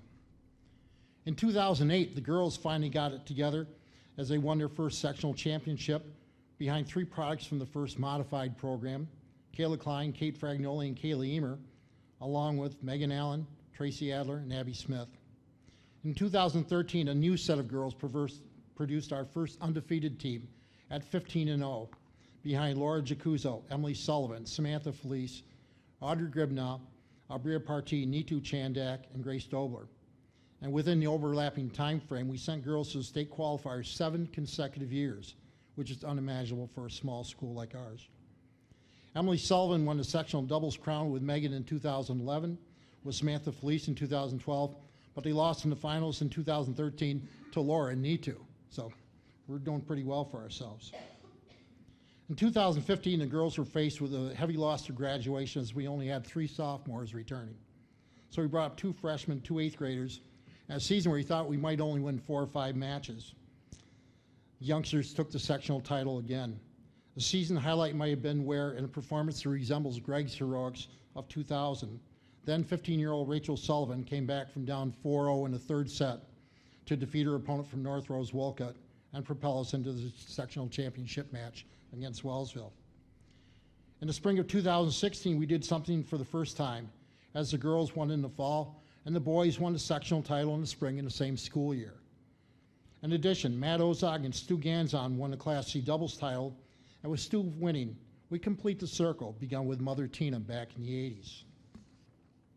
So as I conclude my remarks tonight, I hope I've given the selection committee enough new names to consider in the coming years. It's a program in history I'm proud of which coaches are proud, at which the players are proud. It's a sport where we teach lifetime values while we put hardware in the trophy case. In the past 16 years, we've had a combined 9 sectional titles for both girls and boys teams, innumerable individual sectional winners and state qualifiers. And this coming Tuesday, 2 days from now, the girls will be playing for their 4th sectional title. And the program 10th at Newark High School against North Rose Wolcott. And I should say good luck now to Sam Punt, Rachel Sullivan, Emily Bogart, Sarah Koberger, Meredith Perrine, Madison Lynch, Lily Redding, and Jessica Pierce. And I think it's a safe bet to say that many of you in this audience tonight didn't realize quite how good we were. But we don't brag or seek publicity. We just do what we do. Many of our players go on to success at the collegiate ranks. Miles Nipper led Onondaga Community College to the NJCAA title in 2008, was named All-American Singles and Doubles. This past week, junior Samantha Felice of Oneonta State was recognized as SUNYAC Player of the Week. But one of the things I'm most proud of is the pictures on Facebook as tennis alumni are teaching their young children to play tennis for the first time. Advice for young coaches, just what happened with me. Learn everything you can about your sport, its nuances. Keep abreast of innovations in technique, tactics, and technology. Surround yourself with good people who are committed and dedicated. In our case, Gus, Joe, and Pete help out in our instructional summer camp, our winter league in Auburn, and our summer league at Palmac. Provide opportunities for your players to work off season. Teach your players the lifelong virtues of honor, honesty, and integrity in a framework of sportsmanship, because remember, although we talk about sectional titles, it's only a game. But most of all, teach your youngsters to have fun. For it was Bill Russell, famous center of the Boston Celtics teams of the late 60s and early 70s, who said, when you're an adult, the thing you most want to do is become an adult. But when you're an adult, you remember the most fun you had is when you were a child. So as I stand in front of you tonight, ready to go into the Hall of Fame, I do not stand alone. I stand beside assistant coaches and players who have built a great winning tradition of Mynderse tennis. So on behalf of the great coaches who came before me, Wally, Al, Lee, Don, and Bruce, on behalf of Gus, Joe, and Pete, on behalf of our tennis families who have supported us throughout the years, on behalf of the Seneca Falls Central School District, faculty, staff, and administration, on behalf of all the athletic directors of whom I had the pleasure to serve, on behalf of my family represented here this evening by my son Kellen, my daughter Shannon, her husband Dan, but most of all on behalf of Greg and all of our players, past, present, and future, to court rats everywhere. Thank you.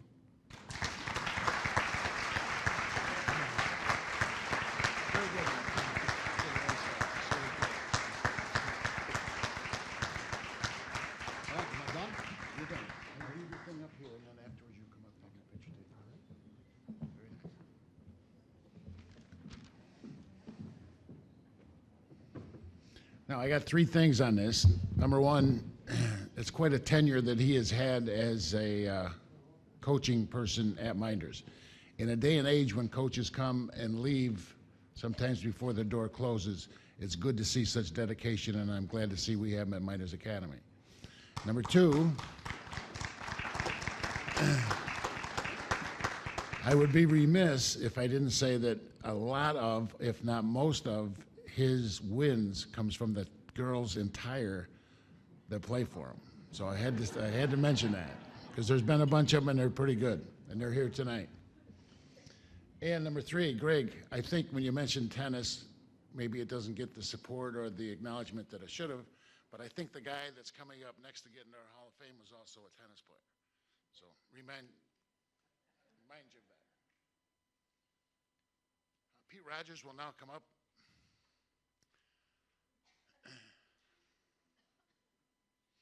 He'll be speaking for Stevie Ritter. And you did play tennis, right, Steve? Very good.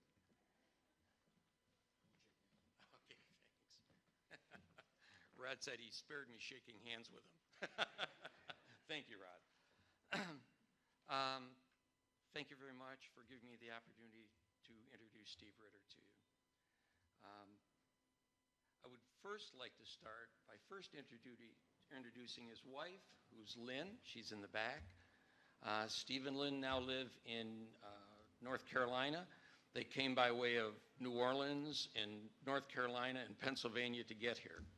I would also like to quickly introduce Fred Best, who was his college roommate and a wrestling partner when Steve went to RIT. And Fred came in from Maine this morning to come to this event. I first met Steve when Steve moved to Seneca Falls before our freshman year. Steve and I and our parents quickly became friends. It's interesting that in all these years, we've never participated in the same sport. Steve was wrestling, tennis, football. Mine was elsewhere. We've skied, golfed, and done many other things together. I was a want-to-be athlete, while Steve was an athletic standout. I must admit it was a little frustrating to be with and compete with Steve because of his gift as a competitor. As many other students, Steve and I lost contact with each other after high school. Steve went on to Rochester, I went on to Syracuse. My career after that was in business. And Steve's career was in business for a very short period of time, but it was actually in public service. And I'm not sure how many people realize that. By public service, I mean service to his family, his country, and his community. Steve was in the U.S. Army Reserves for 21 years after 4 years in ROTC at RIT. He was in the Thornton, Colorado Police Department for 18 years. He was a wrestling coach and an official for 12 years. Steve and Lynn have logged thousands of miles with their 3 girls playing Division I volleyball and their son who also played football. I thought quite a bit about the personal traits that have led to his success, and I came up with kind of a list. One is dedication.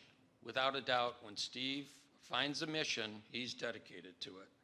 Determination is another word. Enthusiasm, and I think that's something that maybe part of it he inherited from his mother. I don't know if any of you were around when Ritter would sit and watch Steve either play tennis or football or wrestle. I one time sat down next to her. Within minutes, I realized this void was appearing because she was so excited and yelling and screaming that everybody just cleared out around Rita. Steve told me the other day he was playing football, and he said that he could hear Coach Davis's voice. The second voice he could hear was his mother from the stands. So he obeyed. His work ethic. I remember going to his house. I'm a tire boy, proud of it. But we lived out of town, so it was difficult to get into town all the time. Steve lived on the gravel road just inside Seneca Falls. So because we were friends, because our parents were friends, that was a way for me to get in town and to spend the night without having to hitch rides back and forth or call up my parents. So Jim and Rita, who were his mother and dad, were my parents too. Leadership. I often think of the term lead, follow, or get out of the way. And I think Steve's in the leadership category. He's definitely not one that would stop any progress from happening. And I've seen it throughout our life. And maybe something that is critical is his passion. When Steve gets involved in something, he's involved in it. And you just better stand back and hold on because he's going in that direction. And it's a passion that to me is infectious. When he gets excited about something, you get excited along with him. An example of what happened with Steve and I, and again, we lost track for maybe 25 years, and it was probably our 25th reunion that we kind of regrouped, and we start talking about old times, and you realize how much you have in common, and how much of it relates back to Mynderse academies and our day in Seneca Falls. My son John, when we were living in Binghamton, New York, or just outside of Binghamton, actually it was Maine Endwell, if anybody recognizes that name. Little League World Series champions, Maine Endwell, that's where we lived. My son John decided to go to Colorado State University in Fort Collins, Colorado, 1,700 miles from home. Steve was living in Aurora, Colorado, and was in the police department in Thornton, Colorado, just north of Denver. I called him up one time, and I said, you know, I'm a little concerned that my son is so far away from home, 1,700 miles. Steve then said that if John ever needed a place to go for the weekend, just to get away from school, come visit he and Lynn. If you ever needed anything, just come on down and just, you know, to decompress and go to Steve's house if he wanted to. He also said, you know, I'm a cop. I have a badge, and they give me a police car. So if John ever needs anything, they allow me to drive really fast to go help him. And fortunately, we didn't need to do that, but I'll never forget that offer, and it meant so much to my wife, Dawn, and I that you offered that. I would now like to introduce Steve Ritter as the 2016 Mynderse Academy Athletic Hall of Fame new inductee.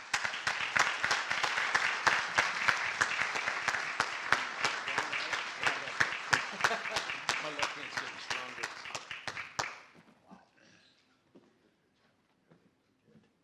I can't. I'll hide that bad hand behind this.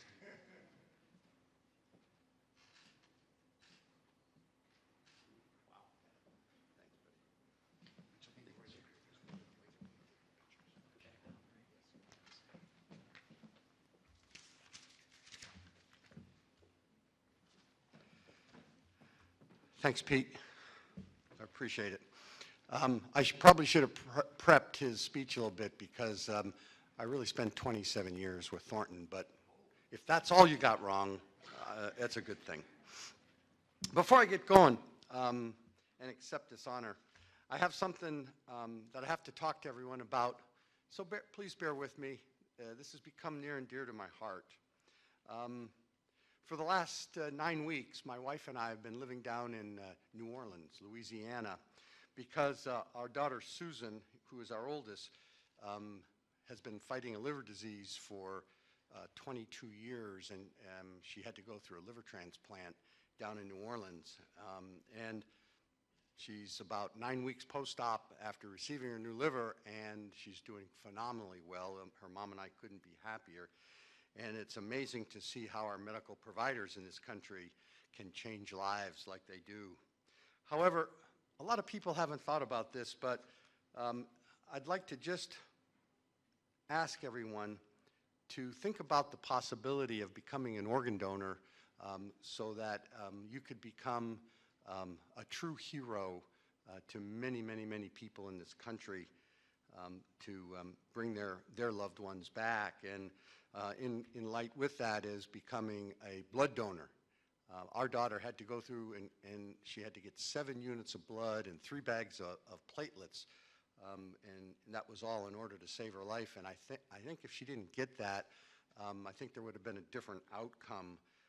So in all of our hands, you all have the ability to give the gift of life, and I strongly suggest to think about that and become a donor, as my wife and I have. Also, when my daughter knew I was coming here, she said, "Dad, would you do me a favor?" And I said, "Sure, sweetie." And she said, "Would you tell people how important it is for them to go get their checkups?"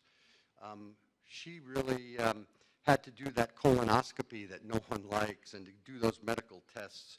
And I think partially because we're all afraid of what we may find, and it's really potentially scarier. But it's so much better to catch things early where you can get them fixed. And as it turned out, one of my coworkers from the police department was reading my daughter's Facebook page, and Susie had put that on her page. Please go get that test. So she decided that she'd do that, and lo and behold, she found out that she had some colorectal cancer, but she had caught it in the early stages. So she's going through battling right now, and she has called me and talked to me and wanted me to thank me about what Susie put, because it probably saved her life. So it all works, and again, that was my little public service announcement before I get into it. So thank you for putting up with it, but please become a donor. Okay, now back to why we're here. Again, thanks so much for everybody. It's truly an honor to be standing in front of you this evening. And I would like to thank all the Hall of Fame committee members for selecting me for this honor. And thank you, Peter, for the kind words, and nice introduction. Pete and I go back a long ways, as he said, and he was one of the first people I met when we came here to Seneca Falls. And again, our families became very involved, and we remained close. Actually, those years that Peter and I were apart, we were still close with his mom. communicating back with her and sending letters and Christmas cards. And so even though he and I weren't talking, we kind of knew what was going on, through our parents. So I have many happy memories, and a lot of them had to do with one member of the Rogers family, one way or the other. However, my thoughts continue to jump back to my early days and my days here at Mynderse Academy, and I think the people that I had the pleasure to be students with and to compete with on the teams, names like Doug Worth, Sam Scabona, Nick Galena, Ed Healy, Louis Johns, Jeff Horton, Fran Piscatelli, Charlie Marsh, Emil Bovey, and really I feel so blessed that I got the opportunity to play football for Coach George Davis. And of course, Abe Myers was my wrestling coach, and I can't thank them enough for all their support through my athletic career. And I could go on and list many, many more names, and I'm sure a lot of you would remember all of them, but I have to say that they all hold a real special place in my heart because I guess in other regards, I am kind of a sentimental slob, and I sit back and I think about my days at Mynderse, and it's truly an honor, and I had a great time growing up here. So let me go back just quickly to when we arrived here in Seneca Falls. A couple interesting stories. We got here the summer before my freshman year, and I really didn't know anyone as we came here from New England, Massachusetts. My dad was working for Sylvania at the time. And when we got here, I really only knew Bill and Nat Bushman, who Bill worked for Sylvania, and their two daughters, Jan and Jill. And Bill kind of was my second dad through everything. I remember him when I was like that tall, going into the ocean, so I was with him a lot. And as the summer progressed, Jan kind of took me around, and I think that's when she introduced me to Pete, and went down to the rec center and had a great time, and I met a lot of people down there that I got to play with and work with at the school. Those that knew me knew I wasn't really the best scholar. In fact, I had to work pretty hard to get by with just an average B. But I thought that if I worked hard at sports, I could kind of get to meet new people and hopefully succeed here at Mynderse. And so I was really looking forward to become an athlete here at Mynderse. I heard nothing but great things about the football team and all the other sports teams here. And I was really an athletic nut when I came here.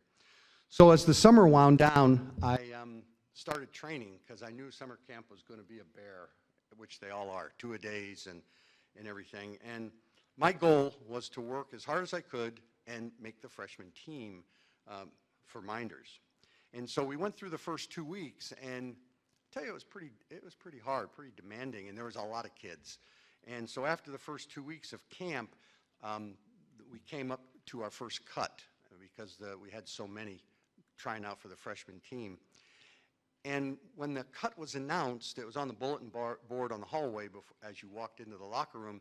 And so I was a little bit late getting here for some reason. I don't remember when. And so I went to the board and I looked on there and I looked for the freshmen, and I'm going down the list, and they had posted all the kids' names that made the list, made the freshman team. And I actually looked at it like 2 or 3 times, and my name wasn't there. And I was pretty put off because I thought I worked pretty hard. I thought I did okay.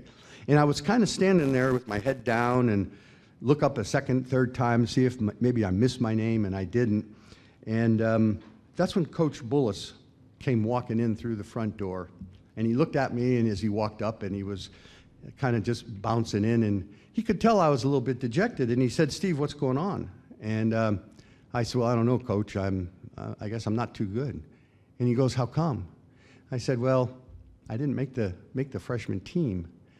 And he kind of looked at me and gave me that Coach Bullis smile and that little twinkle in his eye, like to say, "You dummy." He said, "Yeah, I know you didn't make the freshman team. That's because you're on varsity." And I said, "Really?" I could not wrap my head around that. And it took me a while to say, oh, wow. Well, to be honest, created a lot of worries because I was just working with the freshmen and I didn't know anybody on the varsity team. They didn't know me. I was a pretty skinny kid, barely 14. And I had to be on the same teams with guys like Rod Verke and Bill Chalker, and Jack Stubbs, and Dave Belomo, and Bill Pagano, Dick Carnevale, just to name a few. And I'll tell you, they were men, and I knew I was a boy. I got pretty lucky. They assigned me to be the third string quarterback. I knew about as much about being a quarterback as I knew about the dark side of the moon at that time because I thought I was a running back. What did I know? I guess the coaches knew best. So as the season progressed, I didn't get many reps in practice, but when I did, those big varsity defensive guys came in. They wouldn't hit me too hard, and I'll tell you, I was quite happy that you guys took it easy on me. I was very grateful. I never did get to play that freshman year on the varsity, but I did get to play on JV squad for the next 2 years, and my next year after that, I got in a few reps in the varsity games, but not a lot. So the best times I had here at Mynderse was one of the best times. The things that continued on was being a member of the football team. The camaraderie of the guys that we played with was amazing.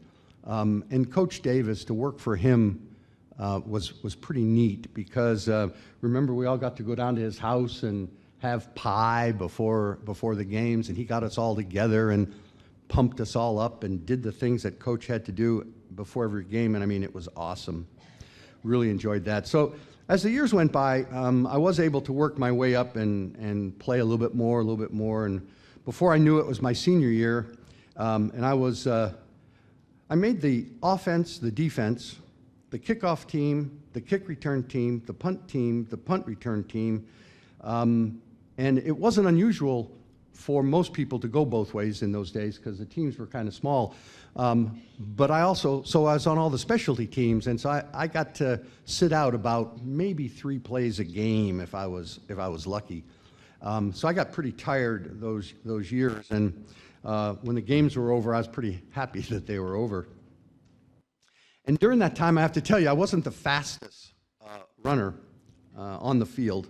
In fact, it wasn't too uncommon for me to take a dive or a break-off tackle and run 35, 40 yards down the field and get pulled down from the back by a defensive linebacker.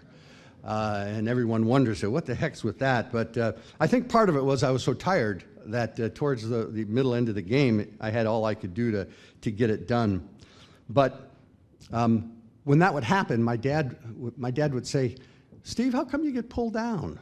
And I said, "I don't know, Dad. I guess I'm not fast enough." But I did have a lot of runs. And he said, "What I think it is," and he was really studious, and he studied that, and he said, "I think what it is you may not have a high top end, but you get to full speed in 3 steps.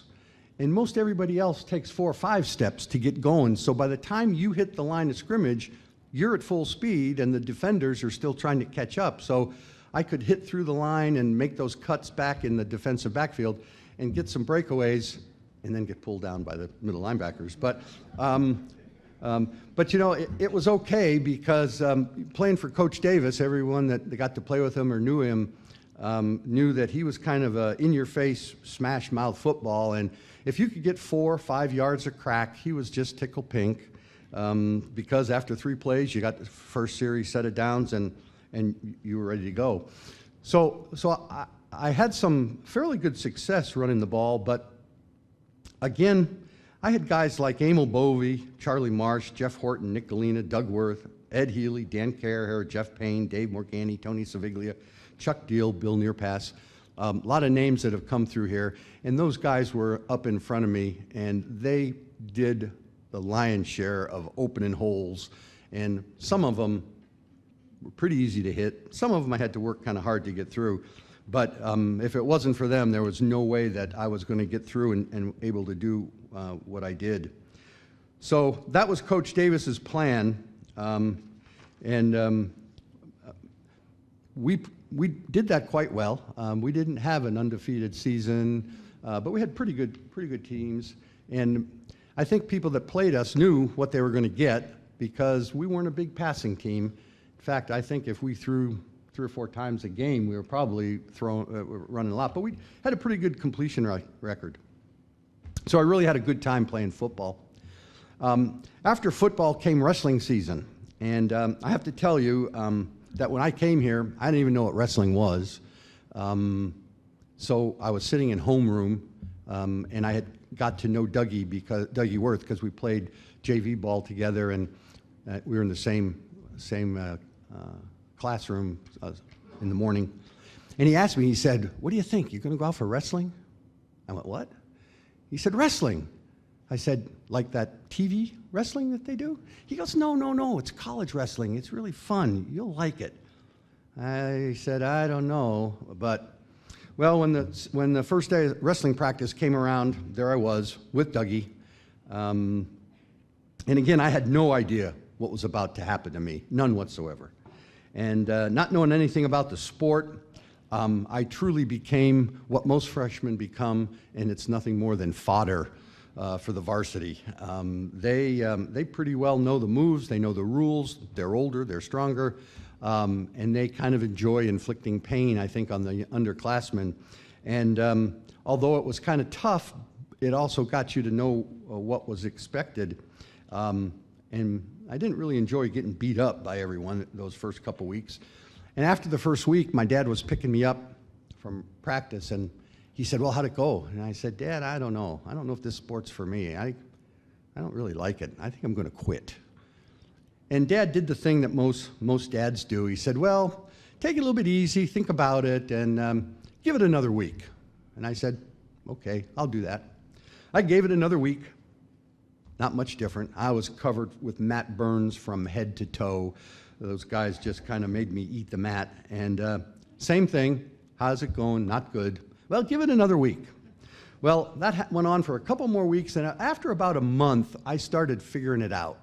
And I started learning the moves, and I started to have some success. And I got to tell you, from about the 4th week on, I love that sport. And it was probably one of the best sports I competed in because it was truly one-on-one, and I really enjoy it and enjoyed it for my whole career in high school and college. So again, it's one of those things. Thanks, Dad. You helped me stick it out, and I learned a lot through that process. He was pretty amazing. Playing for Coach Myers, working for him too, he was amazing, and unfortunately he's unable to make it here today, and I wanted to really thank him and for all he did and his guidance for me and all the wrestlers, because he was a phenomenal coach. Taught us what we needed to know. After a match, he got you aside and said, "Hey, you did this wrong, and here's what we need to do, and we'll work on that." And at the whole time built you up, even though you maybe lost. In that next week in practice, we worked on it and worked on it. And so the next time we had another match, we met another opponent, we knew what to expect. And Coach really worked with us, and I can't thank him for the things he taught us. We were really able, my junior and senior year, we were able to field some great teams. In fact, last year we were recognized and inducted into the Hall for my junior and senior year, where we were undefeated. And it was quite an honor to be inducted last year, and for me to be here this year is just, I guess, icing on the cake, I guess. But I love it, and I'm so pleased. After wrestling season was over, I was looking for another sport. In my freshman year, I didn't know what to do, so I thought I'd run track. Well, I found out that I wasn't real fast in the sprints, gee, go figure. Wasn't too good in long races, just didn't have much distance in me.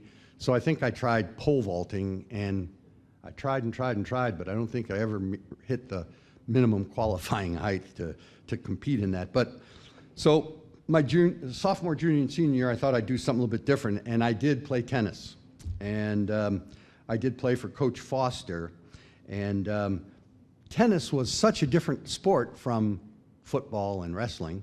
and it required a different coach, and Coach Foster was that, and I really enjoyed working for him. And I ended up playing doubles, and I got to play doubles with Louis Johns and Doug Worth again. And so Dougie and I went through most of our 4 years of high school here at Mynderse together. And again, Dougie goes down as one of my three best buddies and with all three sports that I played here. My senior year, after winning the Section 5A wrestling title, I got recruited by Coach Earl Fuller at RIT, and I ended up attending there, and I really enjoyed that experience.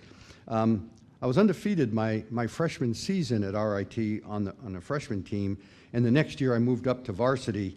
I wasn't undefeated, but I lost just a couple matches, and in fact, Coach Fuller took me my sophomore year to the NCAA out in Cal Poly, San Luis Obispo, and out there I really ran into a couple buzzsaws, and they showed me what the next level of wrestling is. So I didn't do too well out there, but I did have a great time.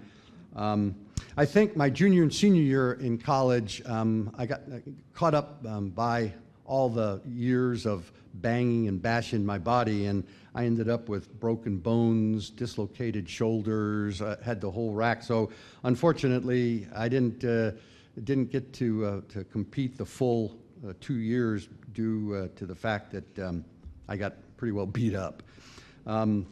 But while I was at RIT, and I graduated in '71, that's where I met my lovely wife, Lynn.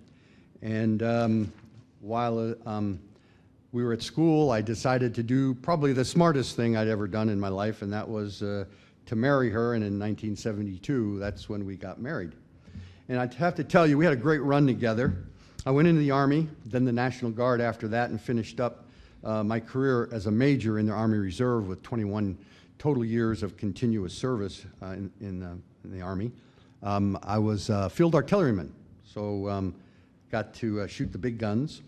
While I was doing that, I became the police officer for the city of Thornton. It's just a northern suburb of Denver. And as I mentioned earlier, 27 years, and I went through all the ranks and got to do a lot of stuff. And I finally, when I retired as a commander, and I was in charge of professional standards, internal affairs, and training. So that was pretty neat. During that time, I was doing the military part-time on the weekends, but I was also busy. Lynn and I were raising our 4 kids, 3 girls and a boy finally.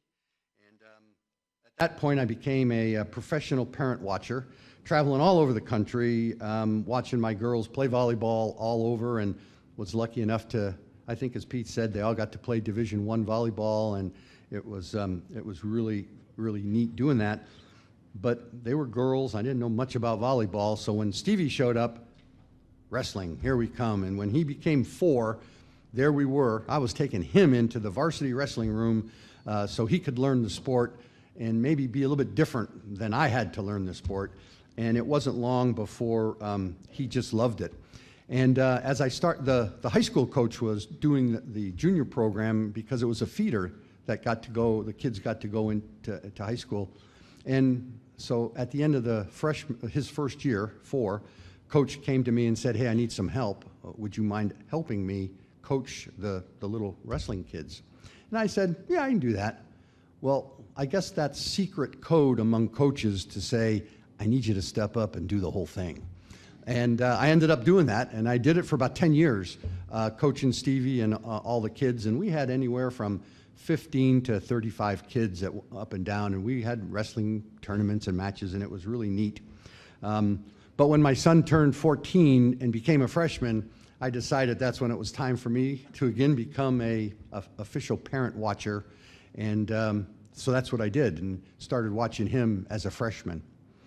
And then something happened, turned up my life. We were down in Colorado Springs at a January wrestling tournament. It was a freshman wrestling tournament, and there was a famous Colorado snowstorm, and one of the officials couldn't make it, got snowed in or whatever. And so they were short one, and they said, hey, we really got to run like 5 or 6 mats, and we need another official, and they asked anybody if they'd want to do it. Sounded fun. I said, yeah, I'll do it. So I did it, and again, after 7, 8 hours being on the mat. I got hooked on that again. So the next year I got certified, and for the next 12 years after that, I was officiating wrestling, and I really loved it. So all of these life experiences came on top of what I learned here at Mynderse. The things taught to all the athletes here by the coaches and teachers while we were playing did indeed matter. And they were giving us information to arm us to go out and become successful in the world. And probably at the time, we heard it, and maybe we thought it was a little BS, but, because I know I did at times, but it was so insightful and true what they were teaching. The values that I learned here were probably the most important things that got me through my police career, my military career, and raising my kids. And it was so important, and it all started here. So I want to thank to all the coaches, teachers, and everyone involved with the athletes and students here at Mynderse. You do a phenomenal job to get these kids on the right path. So I can't tell you how proud and happy I am to be standing up here tonight. It caps a wonderful high school experience. So again, I want to thank the selection committee and the Hall of Fame committee for all their time and effort and all the things they do. It's truly amazing work. And I look forward to returning in the future years and witness the induction of other athletes and join in their joy to be given this prestigious honor. So again, thank you one and all. It's been a great ride.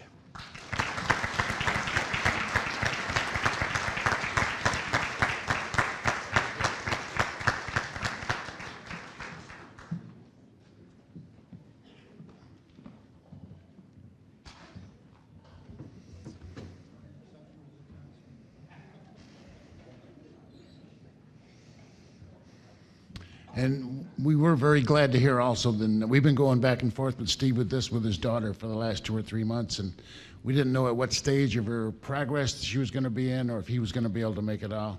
And I hope you took to heart his recommendation to get your checkups.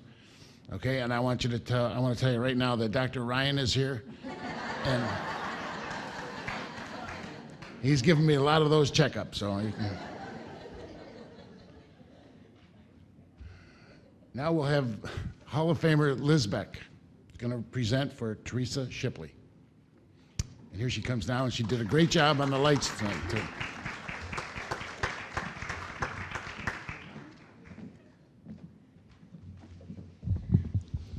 It's an honor for me to speak on behalf of Terry Shipley tonight. I was very fortunate to coach Terry during her freshman and sophomore years on the varsity track team. And then when I went on maternity leave, Deb Pappert took over and coached her during her junior and senior years. Deb wanted to be here tonight, but because of a family commitment, she couldn't make it. But we met last week to talk about Terry and what we wanted to say about her tonight. We knew we couldn't give ourselves much credit for Terry's accomplishments, for her passion for athletics started way before us, came from her parents, Dick and Betty Shipley, who are both here tonight, who were avid athletes themselves and passed those genes to all 4 of their daughters. Terry was every coach's dream athlete. She not only worked hard to excel at her own events, but was always willing to do additional events the team required in order to get essential points. We could confidently put her in any event. In her quiet way, without any complaining, she would accomplish what was needed. There were several meets where Terry performed the high jump, the 800, the 1500, and then came back to do the 800 and the 3200 meter relay. Today, it would be rare for any athlete to take on such a task. By the time she graduated, Terry's determination, commitment, and unwavering work ethic had paid off. She broke the Mynderse track and field records in all 4 of those events on an old cinder track compared to today's much faster all-weather tracks. 35 years later, 3 of those track records are still held by Terry. So when you stop and think about that, 35 years, no one has broken those records. So that says something about her accomplishments. Terry continued her love of running on an athletic scholarship to Hartwick and was the first woman in the school's history to qualify for the NCAA Division III championships in track and field. Still running, she has completed 15 marathons. It is my pleasure to recognize Teresa Shipley as an inductee to the Mynderse Academy Athletic Hall of Fame's class of 2016.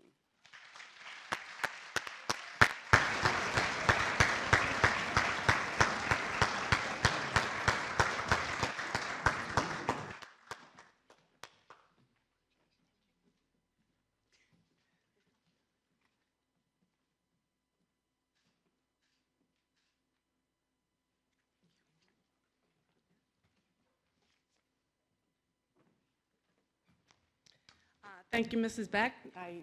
35 years later, you're still Mrs. Beck to me. Thank you to the Hall of Fame Committee for this honor. Preparing for this over the past couple months, I realized I don't remember a whole lot about high school. So it's nice that to be remembered by my high school.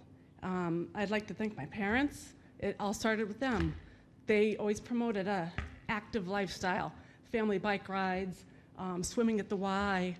I don't remember a time when I didn't know how to play golf. So I think it's because of that my sisters and I just naturally got into sports at Mynderse. I have 3 sisters. For the most part, we're a grade apart. So we were in basketball, volleyball, track and field, cross country, soccer. We were kind of all over the place. My experiences at Mynderse with my coaches and teammates. It was such a great experience. I think that's why I just carried on to college and beyond. I still run today.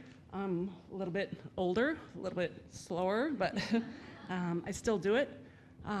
So I'm going to wrap it up because I'm a little more comfortable on the track than I am up here. So in summary, just thank you, Hall of Fame. Thank you, Mynderse. Thank you, Mom and Dad.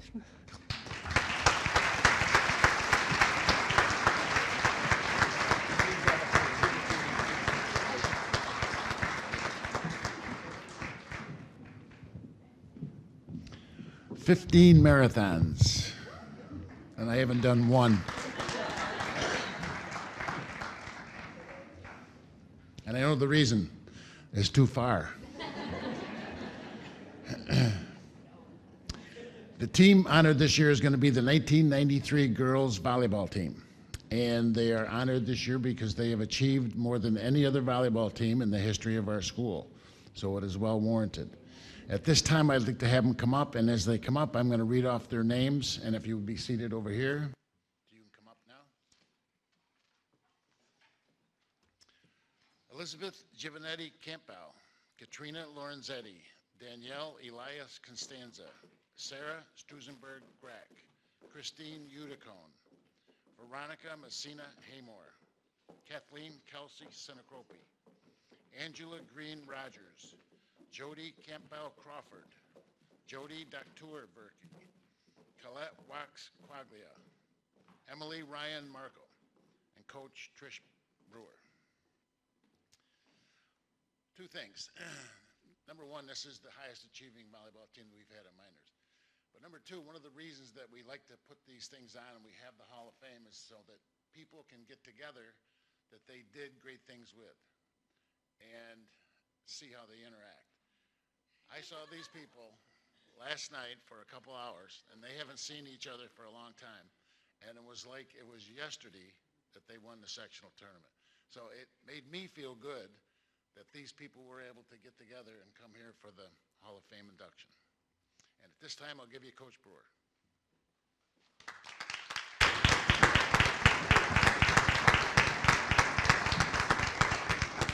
We did have a lot of fun last night. So good evening, and thank you for honoring our 1993 Section 5 Double C Girls Varsity Volleyball Team. It is an honor to have our team recognized for achieving the highest award in Section 5. The 1993 Girls Varsity Volleyball team was comprised of a great group of young ladies. We had little experience with 8 juniors without varsity experience. Our leadership was 4 seniors, and they were definitely the key to our success. That happened to be my first year here at Mynderse. I had a couple years of assistant coaching under my belt, but this was my first varsity team. Captains Liz Giovanetti and Sarah Strusenberg provided leadership throughout the season, and at the start of the season, Mynderse entered the Finger Lakes West League for the first time, and this was due to our school size and the lack of sectional experience. Even though our league changed, we still played Finger Lakes East teams like our rival Waterloo, Geneva, and Canandaigua. And we finished the new league in second place with a 7-3 record and went on to an overall 15-8 overall record. And throughout the season, we found success because of the character of our team. Our cohesiveness and our team spirit allowed us to play at a high level. I first realized that this team was special was at our away event versus Waterloo.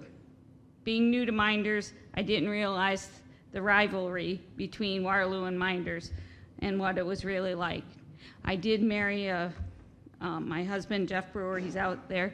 He graduated from Mynderse, and he tried to tell me about it, but I really didn't understand. And while the match was close throughout, our team believed in each other and took control during the tie-breaking fifth game. Strong serving aided us to a decisive win. That 5-minute bus ride home was the loudest bus ride I've ever experienced in my life. Our sectional run was special. The first match was against Nazareth, and that was impressive. We won the 3 games, allowing our opponent to 5 points in the entire match.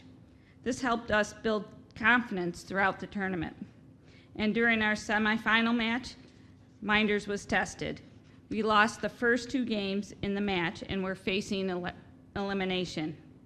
And through our sheer effort and believing in ourselves, we finished the 2.5-hour match with a victory over Perry. Junior Emily Ryan set a new school record for kills in a match with 17 kills. The Class Double C sectional final match against Leroy ended in a 3-game sweep. And Liz Giovanetti, senior, and Jody Doctor, who was a junior, were named to the all-sectional team. And junior Emily Ryan was named the tournament MVP. Seneca Falls is such a great community. One of the highlights of our sectional run was a police escort, full lights from the village limits to Mynderse Academy at 11 p.m. at night. And that was, we don't know which parent or how our community knew, but it was really special for us. And this team was committed to success on and off the court. This team was also named the Scholar Athlete Team for academic success as well. Coaching is one of the most rewarding jobs that I have. Working with student athletes is inspiring. I have found that the bigger the stage, the better the performance. Since I coached Mynderse for 12 years, and when my kids grew up, I started coaching swimming and continue to coach swimming.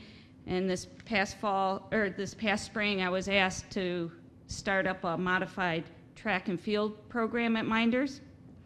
Both my kids are in college now, and I have a lot of time on my hands, so I said, why not? So coaching is definitely inspiring and has made my teaching experience here at Mynderse more fulfilling. So I want to thank you again for this honor and introduce Liz Giovanetti.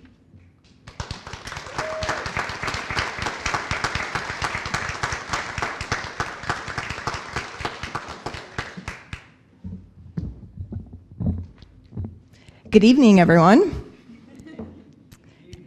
Thank you, Tony. On behalf of my team, I'd like to thank the committee. I would like to thank Coach Brewer, and I would like to thank the tens of fans that came out each week to cheer for us back in 1993. One guess where that line came from, Christina Uticone. Okay, so when I I was really excited to plan to come for the weekend to spend time with such a great group of friends. And as Rod said, last night was a lot of fun, and it was like no time had passed at all.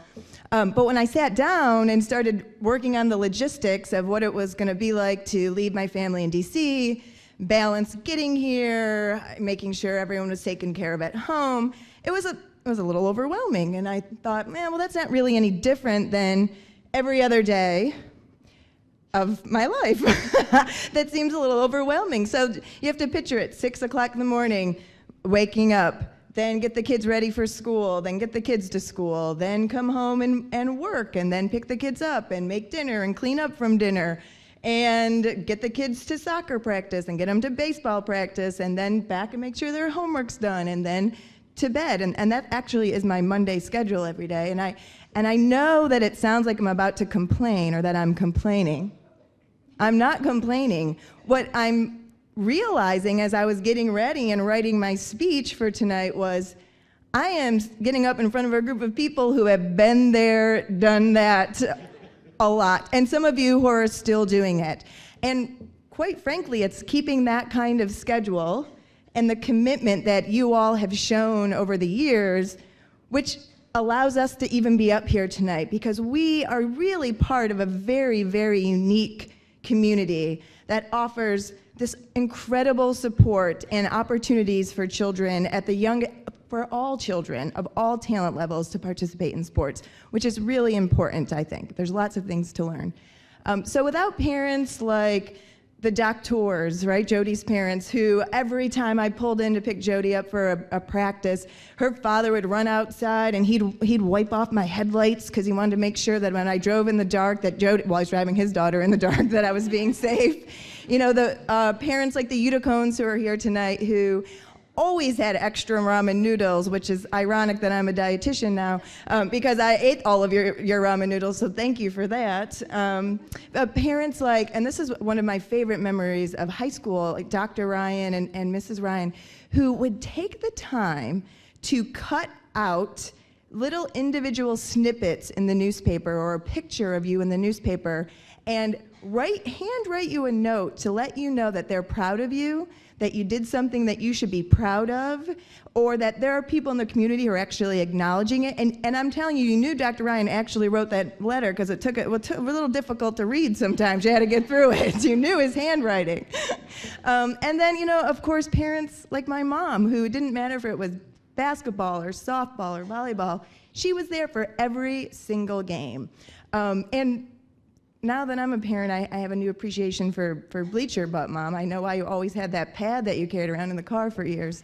So tonight, after talking to my teammates, what we want to do is just actually convey to you our gratitude and appreciation for the community that you all have created and continue to support today. So what we would like, if you could indulge us, because we've all been sitting for a little while anyway, we would like folks in the room, if you were a parent, if you were a volunteer, if you were a coach, if you were part of this wonderful community that actually gave us all these great opportunities, if you could stand up so our team can congratulate and thank you. Indulge me, stand up, you need to stretch anyway. So thank you so much, everybody.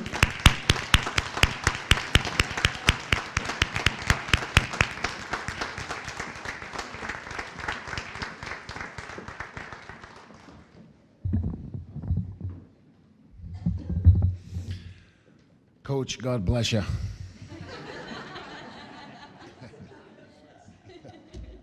That was very good, Liz. And that's the spirit of what we're doing here tonight. At this time, we will have Coach Brewer hand out their plaques to the individuals, and Mr. Novak will take their picture. I will call out your name. Don't come up until I call it out. You get stuck with her. Get her. Hey, keep that, because you're going to need it for the pictures. Okay. That's yours.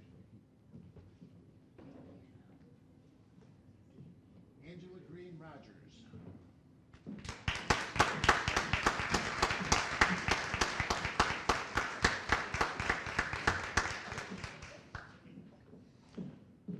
Jody Crawford. I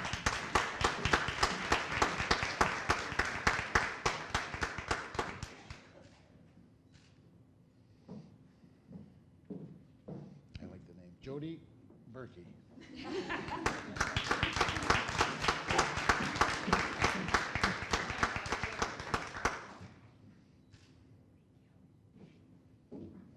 Emily Markle.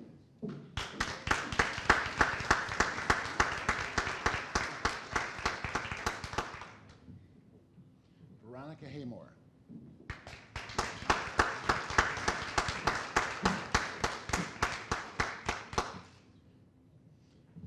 Liz Gibanin.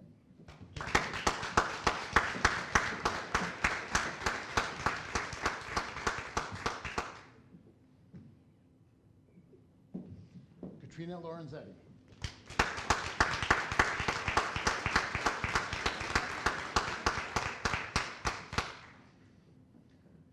Danielle Costanza.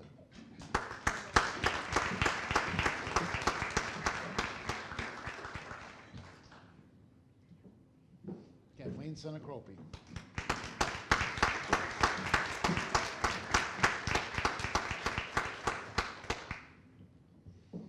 Christine Udicombe.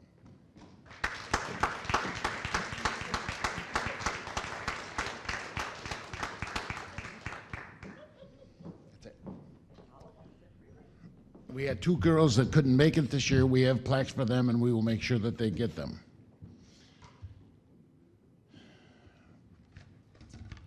Okay. If anyone, we're going to take pictures now, and remember that anybody that was inducted into the Hall of Fame, come up, stay around. We're going to have your pictures taken up here. If anybody else in your family wants to take pictures at that time, you may do it also, but you got to clear it through Mr. Novak.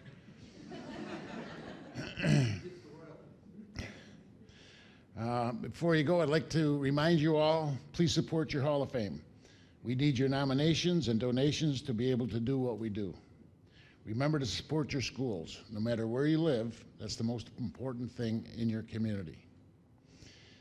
And when you go, think about tonight, enjoy it, and if you can, make it back next year. And remember to do something good for somebody else every day. It'll be a better world. Thank you.